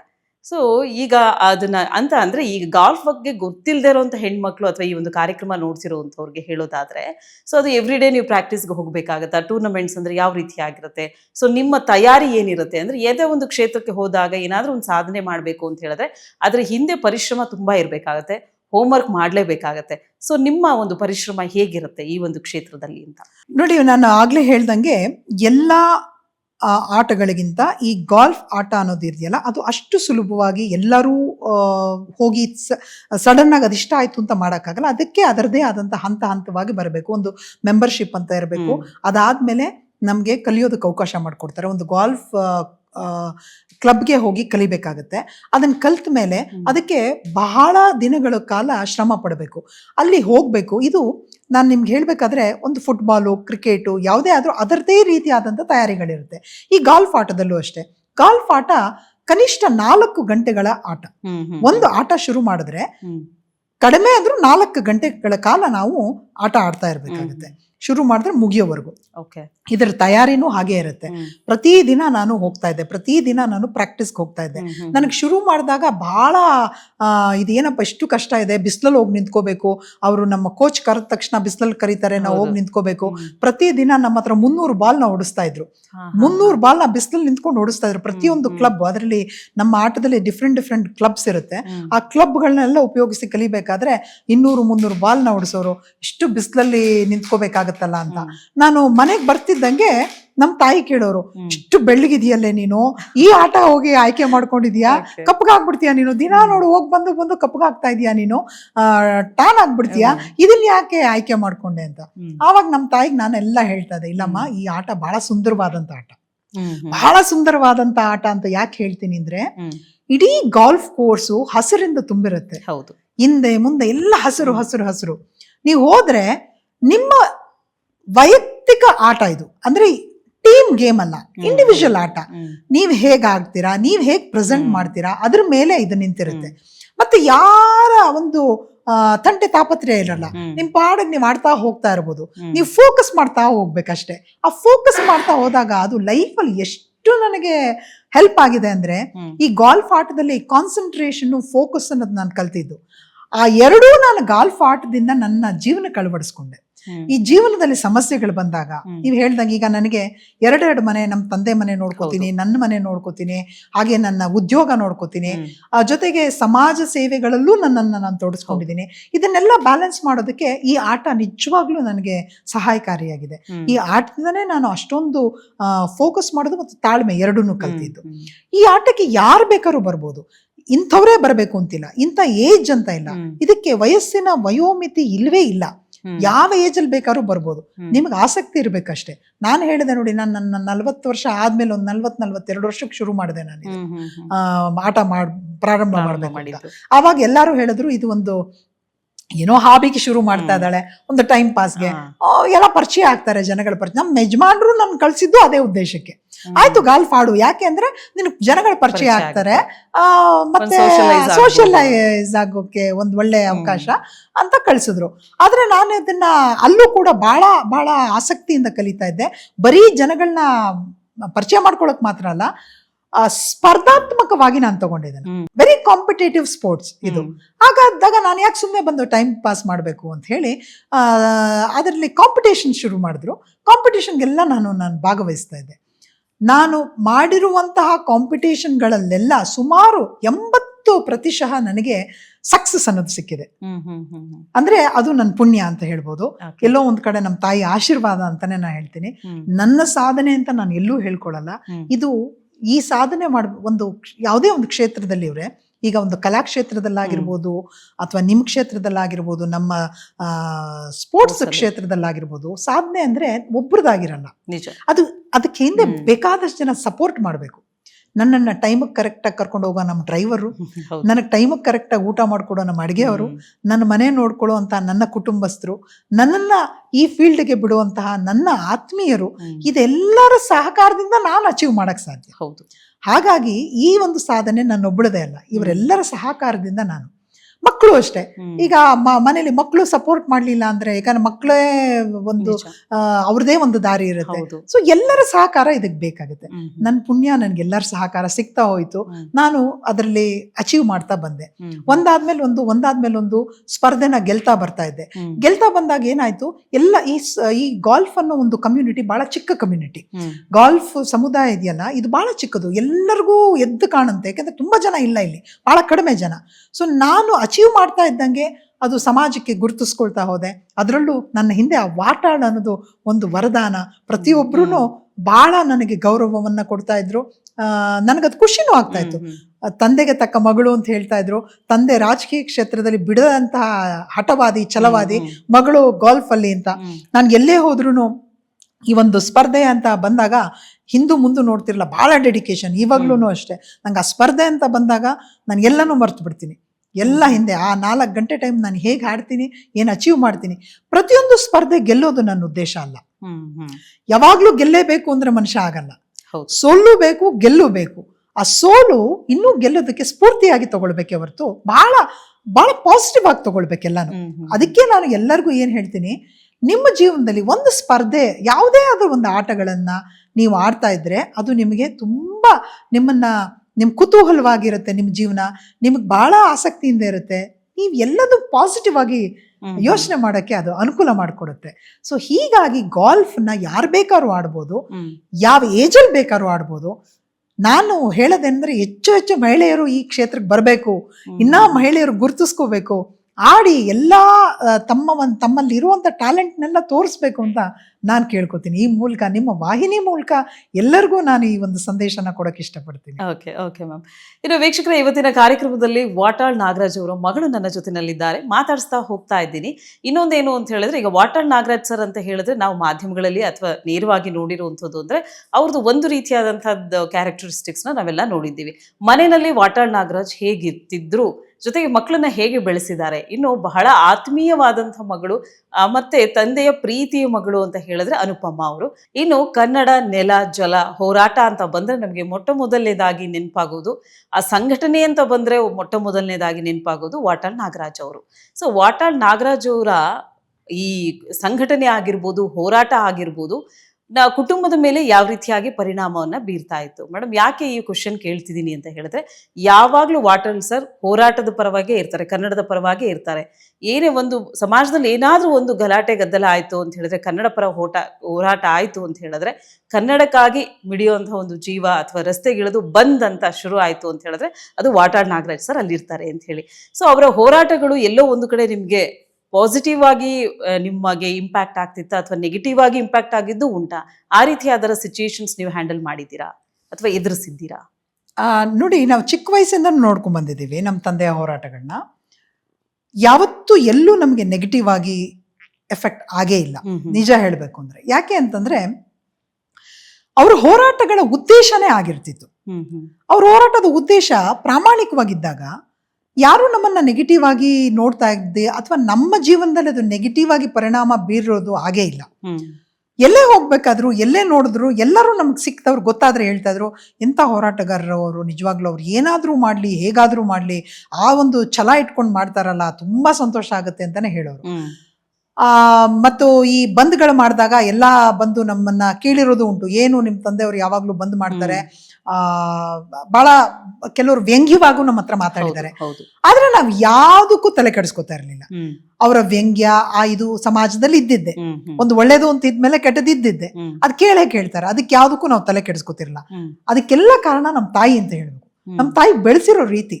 ನಮ್ ತಂದೆಯವರು ನಿಮ್ಗೆ ಹೇಳಿದ್ರೆ ನೋಡಿ, ಯಾವಾಗೆಲ್ಲ ಹೋದ್ರೆ ವಾರಗಟ್ಲೆ ಮನೆಗೆ ಬರ್ತಿರ್ಲಿಲ್ಲ. ನಾವು ಕೇಳ್ತಾ ಇದೀವಿ ನಮ್ ತಂದೆ ಎಲ್ಲಿ ಇನ್ನೂ ಬಂದಿಲ್ಲ ಅಂದ್ರೆ, ಯಾವ್ದೋ ಜೈಲಲ್ಲಿ ಅರೆಸ್ಟ್ ಆಗಿರ್ತಿದ್ರು. ಜೈಲ್ ಅಂತಾನೂ ಹೇಳ್ಬಾರ್ದು, ಲಾಕಪ್, ಸೆಲ್ಲು. ಈಗ ಜೈಲ್ ಅಂತಾರೆ, ಸೆಲ್ ಅಂದ್ರೆ ಅವ್ರು ನಿಂತ್ಕೊಳ್ಳೋಕ್ ಕೂಡ ಜಾಗ ಇರ್ತಿರ್ಲಿಲ್ಲ, ಅಂತ ಸೆಲ್ಲಲ್ಲಿ ಅರೆಸ್ಟ್ ಮಾಡ್ಬಿಡ್ತಿದ್ರು. ವಾರಗಟ್ಲೆ ಅವ್ರ ಮನೆಗೆ ಬರ್ತಾ ಇರ್ಲಿಲ್ಲ. ಪಾಪ ನಮ್ಮ ತಾಯಿನೇ ನಮ್ಮನ್ನೆಲ್ಲ ನೋಡ್ಕೋತಾ ಇದ್ರು. ಯಾವುದೇ ಕಾರಣಕ್ಕೂ ನಮ್ಮ ಮಕ್ಕಳಿಗೆ ತೊಂದರೆ ಆಗ್ಬಾರ್ದು, ಓದೋಕ್ ತೊಂದರೆ ಆಗ್ಬಾರ್ದು ಅಂತ ನಮ್ಮ ಹತ್ರ ಏನೂ ಹೇಳ್ತಾ ಇರ್ಲಿಲ್ಲ. ಇಲ್ಲ ಹೋರಾಟ ಮಾಡಕ್ ಹೋಗಿದ್ದಾರೆ, ಜೈಲ್ಗೆ ಹೋಗಿದ್ದಾರೆ ಅಂತ ಹೇಳ್ತಾ ಇರ್ಲಿಲ್ಲ. ಅರೆಸ್ಟ್ ಆಗ್ಬಿಡೋರು, ಅವರು ಹೊರಗಡೆ ಹೋಗ್ತಿದ್ರು, ಏನೋ ಹೋರಾಟದಲ್ಲಿ ಅರೆಸ್ಟ್ ಆಗ್ಬಿಡೋರು, 3-4 ದಿವಸ ಆದ್ಮೇಲೆ ಬಿಡುಗಡೆ ಆಗ್ತಾ ಇತ್ತು, ಅವ್ರಿಗೆ ಬರ್ತಿದ್ರು. ಅವಾಗೆಲ್ಲ ನಮ್ಗೆ ನಿಜವಾಗ್ಲೂ ನಾನು ಹೇಳ್ಬೇಕು ಅಂದ್ರೆ ನಾವು ಬಹಳ ಕಷ್ಟದ ದಿನಗಳಿಂದಾನೇ ಬಂದಿದ್ದು. ಇವತ್ತು ಇದೆಲ್ಲ ನಾವು ಇತ್ತೀಚೆಗೆ ಮಾಡ್ಕೊಂಡಂತಹ ನಮ್ಮ ಒಂದು ಆರ್ಥಿಕ ಮಟ್ಟ ಸುಧಾರಿಸಕ್ಕೆ ನಾವು ಮಾಡಿಕೊಂಡು ಕೆಲಸ ಮಾಡಿಕೊಂಡು ಬಂದಿರೋದ್ರಿಂದ, ಆದರೆ ರಾಜಕೀಯದಿಂದ ಹೋರಾಟದಿಂದ ಯಾವುದೇ ರೀತಿಯಾದಂತಹ ಆರ್ಥಿಕ ಸೌಲಭ್ಯಗಳನ್ನ ನಾವು ಮನೆಯಲ್ಲಿ ಹೊಂದಿಲ್ಲ. ಇದು ಬರೀ ತಪ್ಪು ಕಲ್ಪನೆ ಜನಕ್ಕೆ. ಇದನ್ನ ಯಾಕೆ ಹೇಳ್ತಾ ಇದ್ದೀನಿ ಅಂದ್ರೆ, ಈಗಲೂ ಕೂಡ ಎಷ್ಟೋ ಜನ ಹೋರಾಟಗಾರರನ್ನ ರಾಜಕಾರಣಿಗಳಾಗಿ ನೋಡ್ಬೇಡಿ ಅಂತ ನಾನು ಕೇಳೋದು. ರಾಜಕಾರಣ ಮಾಡೋದೇ ಬೇರೆ, ಹೋರಾಟ ಮಾಡೋದೇ ಬೇರೆ. ರಾಜಕಾರಣ ಮಾಡ್ಕೊಂಡು ಬಂದಿದ್ರೆ ನಮ್ಮ ತಂದೆ ಯಾವತ್ತೋ ಮುಖ್ಯಮಂತ್ರಿ ಆಗಿರ್ಬೇಕಾಗಿತ್ತು, ಯಾವತ್ತೋ ಒಳ್ಳೆ ಒಳ್ಳೆ ಅಧಿಕಾರಗಳನ್ನ ಸಂಪಾದನೆ ಮಾಡ್ಬೇಕಾಗಿತ್ತು. ಅವರು ಪಕ್ಷಕ್ಕೆ ಸೇರ್ಕೊಂಡು ಈ ಹೋರಾಟನೇ ಬೇಡ ಅಂತ ಹೇಳಿದ್ರೆ ಇವತ್ತು ಎಂತೆಂತ ಅದ್ಭುತವಾದಂತ ಅಧಿಕಾರಗಳನ್ನ ಅನುಭವಿಸ್ಬೋದಾಗಿತ್ತು. ಇಲ್ಲ, ಅವರು ಹೋರಾಟನೇ ಜೀವನ, ಕನ್ನಡನೇ ನನ್ನ ಜೀವನ, ಕನ್ನಡಕ್ಕೋಸ್ಕರ ನಾನು ಹೋರಾಟ ಮಾಡಬೇಕು, ಯಾವುದೇ ರೀತಿಯಂತಹ ಕಾಂಪ್ರಮೈಸ್ ಅವ್ರ ಜೀವನದಲ್ಲಿ ಮಾಡ್ಕೊಳ್ಳಿಲ್ಲ. ಮಾಡ್ಕೊಂಡಿದ್ದಿದ್ರೆ ಬಹುಶಃ ಅವರು ಬೇರೆ ಎಲ್ಲೋ ಇರ್ತಿದ್ರು ಏನೋ, ಆದ್ರೆ ಬೇಕಾಗಿರ್ಲಿಲ್ಲ ಅವ್ರಿಗೆ ಹೋರಾಟ. ಯಾವ ಪಕ್ಷಕ್ಕೆ ಯಾಕೆ ಸೇರ್ಲಿಲ್ಲ ನಮ್ಮ ತಂದೆ? ಯಾಕೆ ಅಂದ್ರೆ ಅವ್ರ ಸಿದ್ಧಾಂತಗಳನ್ನ ಅವರು ಬಲಿ ಕೊಡಕ್ಕೆ ಇಷ್ಟ ಇಲ್ಲ. ಅವ್ರು ಏನ್ ಸಿದ್ಧಾಂತ ಇಟ್ಕೊಂಡ್ ಬಂದಿದ್ದಾರೆ ಅದನ್ನ ಎಲ್ಲೂ ಯಾವುದೋ ಒಂದು ಅಧಿಕಾರಕ್ಕೋಸ್ಕರ ನಾನು ಅದನ್ನ ಕಾಂಪ್ರಮೈಸ್ ಮಾಡ್ಕೊಳ್ಳೋದು ನನ್ಗೆ ಇಷ್ಟ ಇಲ್ಲ ಅಂತ ಬಂದ್ರು. ಸೊ ಹಾಗಾಗಿ ಅವರ ಹೋರಾಟ, ದಿಟ್ಟ ನಿಲುವು ನಮ್ಮನ್ನ ಪ್ರೇರೇಪಿಸ್ತಾ ಬಂತು. ಅವ್ರು ಎಲ್ಲ ಸಂದರ್ಭದಲ್ಲೂ ನನಗೊಂದೇ ಮಾತು ಹೇಳ್ತಾ ಇದ್ರು, ನನಗೆ ನಮ್ಮ ಅಣ್ಣನಿಗೆ, ಯಾವತ್ತೂ ತಲೆ ಬಗ್ಗಿ ನಡಿಬೇಡಿ, ತಲೆ ಎತ್ತು ನಡೀರಿ. ಯಾಕೆ, ಏನ್ ತಪ್ಪು ಮಾಡಿದೀವಿ ನಾವು? ಯಾರ್ದೋ ಹಂಗ ಬದುಕಕ್ಕಿಂತ, ಯಾರ್ದೋ ಹಂಗಲ್ಲಿ ರಾಜರಾಗಿ ಬದುಕಕ್ಕಿಂತ ಹಂಗೆ ಇಲ್ದೇ ಇರೋಂಥ ನಮ್ಮ ಮನೆಯಲ್ಲಿ ನಾವ್ ಹೆಂಗಿರ್ತೀವಿ ಹಂಗೆ ಇರೋಣ. ಹಾಸಿಗೆ ಇದ್ದಷ್ಟು ಕಾಲ್ ಚಾಚಬೇಕು. ಯಾವುದನ್ನು ನೋಡ್ಬೇಡಿ ನೀವು, ಅವ್ರು ಹಂಗಿದ್ದಾರೆ, ಇವ್ರು ಹಿಂಗಿದ್ದಾರೆ, ಅವ್ರಿಗೆ ಹಂಗಾಯ್ತಿ, ಅದ್ಯಾವುದು ನೋಡ್ಬೇಡಿ. ನಮ್ಮ ಜೀವನ ಏನು, ನಾವ್ ಎಲ್ಲಿದ್ದೀವಿ, ನಾವು ಬಹಳ ಧೈರ್ಯವಾಗಿ ಬದುಕಬೇಕು. ಇದನ್ನೇ ನಮ್ಮ ತಂದೆ ಇವತ್ತಿಗೂ ಹೇಳ್ತಾರೆ. ಧೈರ್ಯ, ಯಾವಾಗ ಧೈರ್ಯ ಬರುತ್ತೆ? ಪ್ರಾಮಾಣಿಕತೆ ಇದ್ದಲ್ಲಿ ಧೈರ್ಯ ಬರುತ್ತೆ. ಇನ್ನು ವಾಟಾಳ್ ನಾಗರಾಜ್ ಅವರು ಬಹಳ ಸೀರಿಯಸ್ ಆಗಿ ಹೋರಾಟಗಳನ್ನ ಮಾಡ್ತಾರೆ, ಕನ್ನಡಕ್ಕಾಗಿ, ಕನ್ನಡ ನೆಲ ಜಲಕ್ಕಾಗಿ. ಆದ್ರೆ ಕೆಲವೊಂದು ಕ್ಯಾಟಗರಿಯಲ್ಲಿ ಅಥವಾ ಕೆಲವೊಬ್ರು ಏನ್ ಹೇಳ್ತಾರೆ ಅಂದ್ರೆ, ಅದನ್ನ ಹಾಸ್ಯಾಸ್ಪದವಾಗಿಯೂ ಕೂಡ ಕಮೆಂಟ್ಗಳನ್ನ ಮುಖಾಂತರವಾಗಿ ಹೇಳೋದು ಉಂಟು. ಸೊ ಅಂಥವ್ರಿಗೆ ನೀವು ಏನು ಉತ್ತರವನ್ನ ಕೊಡಕ್ಕೆ ಇಷ್ಟಪಡ್ತೀರಾ? ನಾನು ಈಗಾಗಲೇ ಹೇಳಿದೆ ನೋಡಿ, ಖಂಡಿತ ಒಂದು ಒಳ್ಳೇದು ಪ್ರಚಲಿತವಾಗಿ ಬರ್ಬೇಕಾದ್ರೆ ಕೆಟ್ಟದಿರ್ಲೇಬೇಕು. ಕೆಟ್ಟದೇ ಇರ್ಲಿಲ್ಲ ಅಂದ್ರೆ ಒಳ್ಳೇದ ಗುರ್ತಿಸೋರೇ ಇರಲ್ಲ. ಹಾಗಾಗಿ ಈಗ ಜನ ಅದನ್ನೊಂದು ಹವ್ಯಾಸ ಮಾಡ್ಕೊಂಡ್ಬಿಟ್ಟಿದ್ದಾರೆ. ಒಬ್ಬರ ಬಗ್ಗೆ ಬರೆಯೋದು, ಹಾಸ್ಯಾಸ್ಪದವಾಗಿ ಮಾತಾಡೋದು, ಇದೇ ಅವ್ರಿಗೆ ಒಂದು ಬಂಡವಾಳ. ಮಾಡ್ಲಿ, ಅದು ಅವ್ರದ್ದು, ಅದಕ್ಕೆಲ್ಲ ನಾವು ತಲೆ ಕೆಡಿಸ್ಕೋಬಾರ್ದು. ಅದೆಲ್ಲ ಇದ್ದಿದ್ದೆ. ನಾನು ಹೇಳಿದ್ನಲ್ಲ, ಯಾವ ಆ ಸತ್ಯ ಹರಿಶ್ಚಂದ್ರನಿಗೆ ತಪ್ಪಲಿಲ್ಲ, ಇನ್ನು ನಮ್ಮಂತ ಮನುಷ್ಯರಿಗೆ ಈ ಕಾಮೆಂಟ್ಸ್ಗಳು ಅಥವಾ ಟ್ರೋಲ್ಗಳು ತಪ್ಪಿದ್ದ? ಎಲ್ಲ ಮಾಡೇ ಮಾಡ್ತಾರೆ ನೋಡಿ. ವಿಮರ್ಶೆ ಇಲ್ಲದೆ ಇದ್ರೆ ಜೀವನ ಅಲ್ವೇ ಅಲ್ಲ, ವಿಮರ್ಶೆ ಕೂಡ ಇರಲೇಬೇಕು. ಹಾಗಾಗಿ ಅದಕ್ಕೆಲ್ಲ ನಾವು ತಲೆ ಕೆಡಿಸ್ಕೊಂಡಿಲ್ಲ, ಯಾವತ್ತೂ ತಲೆ ಕೆಡಿಸ್ಕೊಳ್ಳಬಾರ್ದು. ನಮ್ಮ ತಂದೆಗೆ ನಾನು ಯಾವಾಗ್ಲೂ ಮನೆಗೆ ಬಂದ್ರೆ ತಲೆ ಕೆಡಿಸ್ಕೊಬೇಡಿ, ಯಾರು ಏನಾರು ಅನ್ಕೊಳ್ಳಿ, ಅವ್ರ ಹಾಸ್ಯನಾರು ಮಾಡ್ಕೊಳ್ಳಿ, ಕಾಮಿಡಿ ಏನಾರು ತಗೊಳ್ಳಿ, ಕಾಮಿಡಿ ಸಬ್ಜೆಕ್ಟ್ ಆರು ತಗೊಳ್ಳಿ, ನೀವು ತಲೆ ಕೆಡಿಸ್ಕೊಬೇಡಿ. ನಿಮ್ಮನ್ನ ಹೊಗಳೋರು 1000 ಜನ ಇರ್ತಾರೆ, ತೆಗಳೋರು ಎಷ್ಟಾರು ಜನ ಇರಲಿ, ಅವ್ರಿಗಿಂತ ಹೆಚ್ಚಾಗಿ ಹೊಗಳೋರು ಇರ್ತಾರೆ. ಆದ್ರಿಂದ ನಮ್ಮ ತಂದೆಗೆ ಅದೊಂದು ಶಕ್ತಿ. ನಾವೆಲ್ಲ ಮನೇಲಿ ಕೂತ್ಕೊಂಡು ಯಾವತ್ತೂ ಅದನ್ನ ನಾವು ಸೀರಿಯಸ್ ಆಗಿ ತಗೊಳ್ಳೇ ಇಲ್ಲ. ಇನ್ನು ಕನ್ನಡ ನೆಲ ಜಲ ಅಂತ ಬಂದ್ರೆ ಸೀರಿಯಸ್ ಆಗಿ ಹೋರಾಟ ಮಾಡ್ತಾರೆ, ಕೆಲವೊಂದು ಕಮೆಂಟ್ಗಳು ಬರುತ್ತೆ, ಅದನ್ನ ನೀವು ಲೆಕ್ಕಿಸಿಲ್ಲ. ಸೊ ಅದನ್ನ ಪಾಸಿಟಿವ್ ಆಗಿ ರಿವ್ಯೂ ಆಗಿ ನೀವು ತಗೊಂಡು ಹಿಮ್ಮೆಟ್ಟು ನಿಂತಿದ್ದೀರಾ. ಇನ್ನೊಂದೇನು ಅಂತ ಹೇಳಿದ್ರೆ, ವಾಟಾಳ್ ನಾಗರಾಜ್ ಅವರು ಯಾವುದೇ ಒಂದು ಹೋರಾಟ ಆಗಿರ್ಬೋದು ಅಥವಾ ಸಂಘಟನೆ ಆಗಿರ್ಬೋದು, ರಸ್ತೆಗಿಳಿತಾರೆ, ಬಂದ್ಗೆ ಕರೆ ಕೊಡ್ತಾರೆ. ದುಡ್ಡು ಮಾಡ್ಕೊಂಡ್ರು, ವಾಟಾಳ್ ನಾಗರಾಜ್ ಅವರು ಚೆನ್ನಾಗಿ ಸೆಟ್ಲ್ ಆದ್ರು, ಒಳ್ಳೆ ದುಡ್ಡು ಮಾಡಿದ್ದಾರೆ, ಈ ಬಂದ್ಗಳನ್ನ ಮಾಡಿ ಅವರು ಒಳ್ಳೆ ಒಂದು ದುಡ್ಡನ್ನ ಗಳಿಸ್ತಾ ಇದ್ದಾರೆ ಅನ್ನೋಂಥ ಊಹಾಪೋಹಗಳು ಕೂಡ ಬರ್ತಾ ಇದೆ. ಸೊ ಅಂಥವ್ರಿಗೆ ನೀವೇನು ಉತ್ತರಿಸ್ತೀರಾ? ಬಹಳ ಒಳ್ಳೆ ಪ್ರಶ್ನೆ ಕೇಳಿದ್ರಿ ನೀವು ಇದನ್ನ. ಯಾಕೆಂದ್ರೆ ಇದು ಸಮಾಜಕ್ಕೆ ತಿಳಿಲೇಬೇಕು. ರಾಜಕಾರಣಿಗಳು ಹೋರಾಟಗಾರರು ಅಂದ ತಕ್ಷಣ ಅವ್ರಿಗೆ ಬರೋದು ದುಡ್ಡು ಮಾಡ್ತಾ ಇದ್ದಾರೆ ಅಂತ. ನೋಡಿ, ಯಾವುದೇ ಒಂದು ವಿಚಾರದಲ್ಲಿ ಮಾತಾಡಬೇಕಾದ್ರೆ ಅದು ಅನುಭವಿಸಿದ್ರೆ ಗೊತ್ತಾಗೋದು. ನಮ್ಮ ತಂದೆ ಜೀವನದಲ್ಲಿ ಎಷ್ಟು ಕಷ್ಟ ಅನುಭವಿಸಿದ್ದಾರೆ ಅಂತಂದ್ರೆ, ಇದಕ್ಕೋಸ್ಕರನೇ ನಾನು ಒಂದು ಪುಸ್ತಕನ ಬರಿಬೇಕು ಅಂತ ಹೇಳಿ ನಮ್ಮ ತಾಯಿ ಹೆಸರಲ್ಲಿ ಒಂದು ಪುಸ್ತಕ ಬರೆದಿದ್ದೀನಿ. ಯಾಕೆ ಅಂದ್ರೆ ಹೋರಾಟಗಾರರ ಜೀವನನೆಲ್ಲ ಜನ ನೋಡೋದು ಹಂಗೆ, ಕೋಟಿಗಟ್ಟಲೆ ಒಂದು ಬಂದ್ ಮಾಡ್ಬಿಟ್ಟು ದುಡ್ಡು ಬರುತ್ತೆ, ಒಂದು ಪ್ರೊಟೆಸ್ಟ್ ಮಾಡಿದ್ರು ದುಡ್ಡು, ಅದೆಲ್ಲ ಸುಳ್ಳು. ಇವ್ರೆ ಎಲ್ಲ ಸುಳ್ಳು. ಬಂದು ಯಾವ ಸ್ವಾರ್ಥಕ್ಕೋಸ್ಕರ ಬಂದ್ ಮಾಡಿಲ್ಲ, ಯಾವ ಸ್ವಾರ್ಥಕ್ಕೋಸ್ಕರ ಹೋರಾಟ ಮಾಡಿಲ್ಲ. ಸ್ವಾರ್ಥಕ್ಕೆ ಮಾಡಬೇಕು, ದುಡ್ಡೇ ಮಾಡಬೇಕು ಅಂದ್ರೆ ಬಂದು ಹೋರಾಟ ಮಾಡಬೇಕಾಗಿಲ್ಲ. ಈಗಾಗಲೇ ನಾ ಹೇಳಿದ್ನಲ್ಲ, ಹೋರಾಟ ಇವ್ರು ಬೆಳೆದು ಬಂದ ರೀತಿಲಿ ಯಾವುದೋ ಒಂದು ಪಕ್ಷಕ್ಕೆ ಸೇರ್ಕೊಂಡು ಯಾವುದೋ ಒಂದು ಅಧಿಕಾರನ ತಗೊಳ್ಬೋದಾಗಿತ್ತು. ಇದು ಜೈಲ ಅನುಭವಿಸ್ಕೊಂಡು ಹೊಡೆತಗಳನ್ನ ತಿಂದು ನಮ್ಮ ತಂದೆ ಮೊದಲನೇದಾಗಿ ಕನ್ನಡ ಅಂತ ಕೂಗಾಡಿದಾಗ ಬೂಟೇಟ್ ಹೊಡೆದ್ರು. ಪೊಲೀಸ್ ಸ್ಟೇಷನ್ ಕರ್ಕೊಂಡು ಹೋಗಿ ಬೂಟೇಟಲ್ಲಿ ಹೊಡೆದ್ರು. ಈ ಬೂಟೇಟ್ ತಿನ್ಬೇಕಾಗಿತ್ತ ದುಡ್ಡು ಮಾಡೋದಕ್ಕೋಸ್ಕರ? ಖಂಡಿತ ಇಲ್ಲ, ಇದೆಲ್ಲ ಸುಳ್ಳು. ಅವರು ಬೂಟೇಟ್ ಹೊಡೆದಾಗ ಹೇಳಿದ್ರು, ಬೂಟೇಟ್ ಅಲ್ಲ ಬಂದೂಕದ ಏಟ್ ಹೊಡೆದ್ರು, ನನ್ನ ರಕ್ತ ಕನ್ನಡ, ನನ್ನ ಉಸಿರು ಕನ್ನಡ ಅಂದ್ರು. ಯಾಕೆ ಹೇಳಿದ್ರು ಅವತ್ತು ಆ ಮಾತನ್ನ ಅಂದ್ರೆ ಕನ್ನಡಕ್ಕೋಸ್ಕರ. ಈಗ ಜನ ಎಲ್ಲರ ಬಗ್ಗೆನೂ ಮಾತಾಡ್ತಾರೆ. ಈ ಗಾಂಧೀಜಿನೇ ಅಕಸ್ಮಾತ್ ಪ್ರತ್ಯಕ್ಷ ಆಗಿ ಬಂದು ಎಲೆಕ್ಷನ್ ನಿಂತ್ಕೊಂಡ್ರೆ ಗಾಂಧೀಜಿ ಬಗ್ಗೆನೂ ಮಾತಾಡ್ತಾರೆ. ಅವ್ರಿಗೂ ಜನ ಓಟ್ ಹಾಕ್ಬಿಟ್ಟು ಗೆದ್ದಾಡ್ಸಲ್ಲ, ಅವ್ರಿಂದನೂ ಮಾತಾಡ್ತಾರೆ. ಹಾಗೆ ಪ್ರಾಮಾಣಿಕರಿಗೆ ಪರಿಶೋಧನೆ ಮಾಡೋದು ಬಹಳ ಜಾಸ್ತಿ. ಪ್ರಾಮಾಣಿಕರಿಗೆ ಈ ಒಂದು ಸಂದರ್ಭಗಳು ಬರೋದು. ಅಪ್ರಾಮಾಣಿಕರಿಗೆ ಯಾರು ಹುಡ್ಕೊಂಡು ಹೋಗೋದು ಇಲ್ಲ. ಗೊತ್ತಾಗಿರುತ್ತೆ ಪ್ರಾಮಾಣಿಕರು ಅಂತ ಯಾವಾಗ ಗೊತ್ತಾಗುತ್ತೆ, ಅವರಿಂದ ಈ ತರ ಎಲ್ಲ ಒಂದು ತೊಂದರೆಗಳು ಬಂದೇ ಬರುತ್ತೆ. ಆದ್ರೆ ಅದು ಯಾವುದು ಸತ್ಯ ಅಲ್ಲ, ಸತ್ಯಕ್ಕೆ ದೂರವಾದಂಥದ್ದು. ನಮ್ಮ ತಂದೆ ನಾ ಹೇಳಿದ್ನಲ್ಲ, ಒಂದು ಮಠದಲ್ಲಿ ಬೆಳೆದವರು, ಮಠದ ಒಂದು ಶಿಷ್ಟಾಚಾರವನ್ನ ಕಲಿತು ಮಠದಲ್ಲಿ ಓದ್ಕೊಂಡು ಬೆಳೆದಂಥವ್ರು. ಇವತ್ತು ಈ ಸಮಾಜದಲ್ಲಿ ನಮ್ಮಿಬ್ಬರ ಮಕ್ಕಳನ್ನ ಬೆಳೆಸಿ ಒಂದು ಕುಟುಂಬನ ಕಟ್ಕೊಂಡು ಹೋರಾಟ ಮಾಡ್ಕೊಂಡು ಬರ್ತಿರೋದು ಅವರಿಗೇ ಗೊತ್ತು, ಅದು ಎಷ್ಟು ಕಷ್ಟಪಟ್ಟಿದ್ದಾರೆ ಅಂತ. ಇವತ್ತಿಗೂ ಕೂಡ ನಮ್ಮ ತಂದೆ ಒಂದು ಒಳ್ಳೆ ಕಾರ್ ತಗೊಳ್ಳಿಲ್ಲ, ಕಾರ್ ತಗೊಳಕ್ಕಾಗಿಲ್ಲ. ಯಾಕೆ ಅಂದ್ರೆ ನಾನು ಖರ್ಚು ಮಾಡಿ ಕಾರ್ ತಗೊಳ್ಳೋದು ದೊಡ್ಡದಲ್ಲ, ನಂಗೆ ಅದು ಬೇಕಾಗಿಲ್ಲ, ನನ್ನ ಸಂಪಾದನೆ ಏನಿದೆ ಅಷ್ಟೇ ಸಾಕು ಅಂತ ಹೇಳೋರು. ನಮ್ಮ ತಂದೆ ಸ್ಕಾರ್ಪಿಯೋದಲ್ಲಿ ಓಡಾಡ್ತಾ ಇದ್ರು ಯಾವಾಗಲೂ. ಅದೊಂದು 20 ವರ್ಷದ ಗಾಡಿಯಿಂದ ಅದರಲ್ಲೇ ಓಡಾಡ್ತಾ ಇದ್ದಾರೆ. ನನ್ನ ಮೊದಲನೇ ಸಂಪಾದನೆಯಲ್ಲಿ ನಮ್ಮ ತಂದೆಗೆ ಒಂದು ಕಾರ್ ಕೊಡಿಸ್ಬೇಕು ಅಂತ ಬಹಳ ಖುಷಿ ಪಟ್ಟು ನಾನೊಂದು ಇನೋವಾ ಕಾರ್ನ ನಮ್ಮ ತಂದೆಗೆ ಪ್ರೆಸೆಂಟ್ ಮಾಡಬೇಕು ಅಂತ ತಗೊಂಡೆ. ಆಗ್ಲೂ ನಮ್ಮ ತಂದೆ ಹೇಳಿದ್ರು, ಯಾಕಮ್ಮ ಇದೆಲ್ಲ, ನನಗೇನು ಕಾರ್ ಇಲ್ಲ ಅಂದ್ರೂ ಜನ ಕರ್ಕೊಂಡು ಹೋಗ್ತಾರೆ, ನಾನು ನಡ್ಕೊಂಡು ಹೋದ್ರೆ 1000 ಜನ ಬರ್ತಾರೆ ನನ್ನ ಕರ್ಕೊಂಡು ಹೋಗೋಕೆ, ಇದೆಲ್ಲ ಯಾಕೆ ಬೇಕು ಅಂತ. ಆ ಥರ ನನ್ನ ತಂದೆ ಬಂದವರು. ನಮ್ಮ ತಂದೆ ಮನೇಲಿದ್ದು ರೆಂಟ್ ಕಂಟ್ರೋಲ್ ಮನೇಲಿ. ಎಷ್ಟೋ ಜನಕ್ಕೆ ಗೊತ್ತಿಲ್ಲ ರೆಂಟ್ ಕಂಟ್ರೋಲ್ ಅಂದ್ರೆ ಏನು ಅಂತಾನೂ ಗೊತ್ತಿಲ್ಲ. ಬಾಡಿಗೆ ಮನೆಯಲ್ಲಿ ಬಾಡಿಗೆ ಜಾಸ್ತಿ ಅಂತ ಹೇಳಿ ಗೌರ್ಮೆಂಟ್ ಒಂದು ಕಂಟ್ರೋಲ್ ಮಾಡ್ತಿತ್ತು ಅವಾಗ, ಇಷ್ಟೇ ರೆಂಟ್ ತಗೋಬೇಕು ಅಂತ. ಸೊ ಹಾಗೆ ರೆಂಟ್ ಕಂಟ್ರೋಲ್ ಮನೆಗಳಲ್ಲಿ ಎದ್ಕೊಂಡ್ ಬಂದಿದ್ದು. ನಾವು ಗೌರ್ಮೆಂಟ್ ಶಾಲೆಯಲ್ಲೇ ಓದ್ಕೊಂಡ್ ಬಂದಿದ್ದು. ನಾವು ಯಾವ್ದಾದ್ರು ಆಸ್ಪತ್ರೆಗೆ ಹೋಗ್ಬೇಕು ಅಂದ್ರೆ ನಮ್ಮ ತಂದೆ ಸೀದಾ ವಿಕ್ಟೋರಿಯಾ ಹಾಸ್ಪಿಟಲ್ ಕರ್ಕೊಂಡು ಹೋಗ್ತಾ ಇದ್ರು. ಅವಾಗ ವಿಕ್ಟೋರಿಯಾ ಆಸ್ಪತ್ರೆಯಲ್ಲಿ ದಂತ ಚಿಕಿತ್ಸೆ ತಗೊಂಡ್ರೆ ಕಡಿಮೆ ದುಡ್ಡು ಆಗತ್ತೆ ಅಂತ. ಸೊ ಇದನ್ನೆಲ್ಲ ನಾವು ಹೇಳ್ಕೊಂಡ್ರೆ ಜನಕ್ಕೆ ಅರ್ಥ ಆಗಲ್ಲ. ಯಾಕಂದ್ರೆ ಏನೇ ಹೇಳಿದ್ರು ತಪ್ಪು ಹುಡ್ಕೋರ್ಗೆ ನೀವು ಸಮಜಾಯಿಷಿ ಕೊಡಕ್ಕಾಗಲ್ಲ. ಈಗ ವಾಟಾಳ್ ನಾಗರಾಜ್ ಅವರು ರಾಜಕೀಯಕ್ಕೆ ಬರಬೇಕು ಅಂದ್ರೆ ಅಥವಾ ರಾಜಕೀಯಕ್ಕೆ ನಿಂತ್ಕೊಳ್ಬೇಕು ಅಂತ ಹೇಳಿದ್ರೆ ಎಲೆಕ್ಷನ್ ಫೇಸ್ ಮಾಡ್ಬೇಕಾಗತ್ತೆ, ದುಡ್ಡು ಖರ್ಚು ಮಾಡ್ಬೇಕಾಗತ್ತೆ. ಸೊ ಅದು ಈಸಿ ವೇನಲ್ಲಿ ಒಂದ್ ಕಡೆ ಹೋಗ್ತಾ ಇದ್ದಾರೆ. ಏನಿಲ್ಲ, ಹೋರಾಟ ಮಾಡ್ತಾರೆ, ಕನ್ನಡ ಪರ ಹೋರಾಟಗಳನ್ನ ಮಾಡ್ತಾರೆ, ಬಂದ್ಗೆ ಕರೆ ಕೊಡ್ತಾರೆ, ಅಲ್ಲಿ ಕೋಟಿ ಕೋಟಿ ಹಣ ಸಂಪಾದನೆ ಮಾಡ್ತಾ ಇದ್ದಾರೆ ಅನ್ನೋಂಥ ಊಹಾಪೋಹಗಳು ಪ್ರತಿದಿನವೂ ಬರ್ತಾನೆ ಇದೆ. ಸೊ ನೀವು ಅದನ್ನ ಪಾಸಿಟಿವ್ ಆಗಿ ತಗೊಳ್ತಿದ್ದೀರಾ, ಅದನ್ನೇನು? ಯಾಕೆಂದ್ರೆ ಇದು ಸತ್ಯ ಅಲ್ಲ. ಈಗ ಸತ್ಯವನ್ನ ಹೇಳಿದಾಗ ಮನಸ್ಸಿಗೆ ಒಂಥರ ಖುಷಿಯಾಗಿದೆ, ನೀವು ಅರ್ಥ ಮಾಡ್ಕೊಂಡಿದ್ದೀರಾ ಅಂತ. ಯಾವ್ದು ಅಸತ್ಯ ಅದ್ರ ಬಗ್ಗೆ ನೀವು ತಲೆ ಕೆಡ್ಸ್ಕೊಳ್ಳೋದು ಬೇಕಾಗಿಲ್ಲ. ಹೇಳಿದ್ನಲ್ಲ, ಸಮಾಜದಲ್ಲಿ ಒಳ್ಳೇದು ಅಂತಿದ್ರೆ ಕೆಟ್ಟದ್ದು ಇದ್ದೇ ಇರುತ್ತೆ. ಈಗ ನಾನು ಎಷ್ಟು ಅಂತ ಹೇಳಿದ್ರು ಅವ್ರಿಗೆ ಅದು ಸತ್ಯ ಅಲ್ಲ ಅಂತ ಅವ್ರು ಮಾತಾಡ್ತಾನೆ ಇರ್ತಾರೆ. ಆದ್ರೆ ಅದು ಯಾವುದೂ ಸತ್ಯ ಅಲ್ಲ. ಅದಕ್ಕೊಂದು ಉದಾಹರಣೆ ಕೊಡ್ತೀನಿ. ಈ ದುಡ್ಡು ಮಾಡಿದ್ದವರು ಮಾತ್ರ ಎಲೆಕ್ಷನ್ ಗೆಲ್ಬಹುದು ಅನ್ನೋದು ನಿಮಗೂ ಗೊತ್ತಿದೆ. ದುಡ್ಡು ಇಲ್ದೆ, ಏನೂ ಇಲ್ದೆ ನೀವು ಬರೀ ನಿಮ್ಮ ವರ್ಚಸ್ಸಿಂದ ಎಲೆಕ್ಷನ್ ಗೆಲ್ಲಕ್ ಸಾಧ್ಯನಾ? ಖಂಡಿತ ಸಾಧ್ಯ ಇಲ್ಲ. ಸಾಧ್ಯ ಆಗ್ತಾ ಇತ್ತು ನಮ್ಮ ತಂದೆ ಕಾಲದಲ್ಲಿ. ನಮ್ಮ ತಂದೆ ಮೊದಲನೇದಾಗಿ 1970ನೇ ಇಸ್ವಿಲಿ ಗೆದ್ದಾಗ 3 ಪೈಸಾ ಖರ್ಚು ಮಾಡ್ಲಿಲ್ಲ. ಅವರ ಒಂದು ಕನ್ನಡ ಹೋರಾಟಗಾರರು ಕನ್ನಡಕ್ಕೋಸ್ಕರ ಹೋರಾಟ ಮಾಡ್ತಾರೆ ಅಂತ ಒಂದು ಹೆಸರಿಂದಾನೇ ಅವ್ರು ಗೆದ್ರು ಎಲೆಕ್ಷನ್. ಅದೇ ವಾಟಾಳ್ ನಾಗರಾಜ್ ಇವತ್ತು ಬೇಕಾದಷ್ಟು ಎಲೆಕ್ಷನ್ ಫೇಸ್ ಮಾಡಿದ್ದಾರೆ, ಗೆಲ್ಲಕ್ ಆಗ್ತಾ ಇಲ್ಲ. ಯಾಕೆ ಆಗ್ತಾ ಇಲ್ಲ? ದುಡ್ಡು. ಎಲ್ಲ ಕಡೆ ದುಡ್ಡು ಚೆಲ್ಬೇಕು. ಅದು ಎಲ್ಲರಿಗೂ ಗೊತ್ತು. ಯಾವ ರಾಜಕಾರಣಿನಾರು ಕರ್ಕೊಂಬಂದು ಕೇಳಿ ನೀವು ದುಡ್ಡಿಲ್ದೆ ಗೆಲ್ಲಕ್ಕಾಗತ್ತಾ ಅಂತ, ಆಗಲ್ಲ. ಆ ತರ ದುಡ್ಡು ಮಾಡಿದ್ದಿದ್ರೆ 4 ಎಲೆಕ್ಷನ್ ಗೆದ್ಬಿಟ್ಟು ಬರ್ತಾ ಇದ್ರು.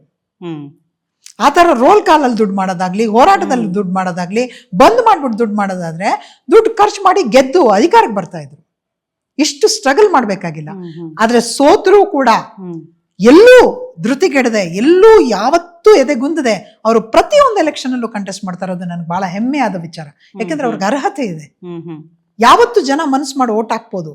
ದುಡ್ಡಿಗೆ ಓಟ್ ಹಾಕೋ ಕಾಲ ಹೋಗುತ್ತೆ, ಒಂದಲ್ಲ ಒಂದ್ ದಿವಸ ಹೋಗುತ್ತೆ ಅನ್ನೋ ಒಂದು ಪಾಸಿಟಿವ್ ಥಿಂಕಿಂಗ್ ಇಟ್ಕೊಂಡು ನಮ್ಮ ತಂದೆ ಮುನ್ನೋಗ್ತಾರಲ್ಲ, ಅದು ನಿಜವಾಗ್ಲೂ ನನಗೆ ಖುಷಿ ಕೊಡುತ್ತೆ.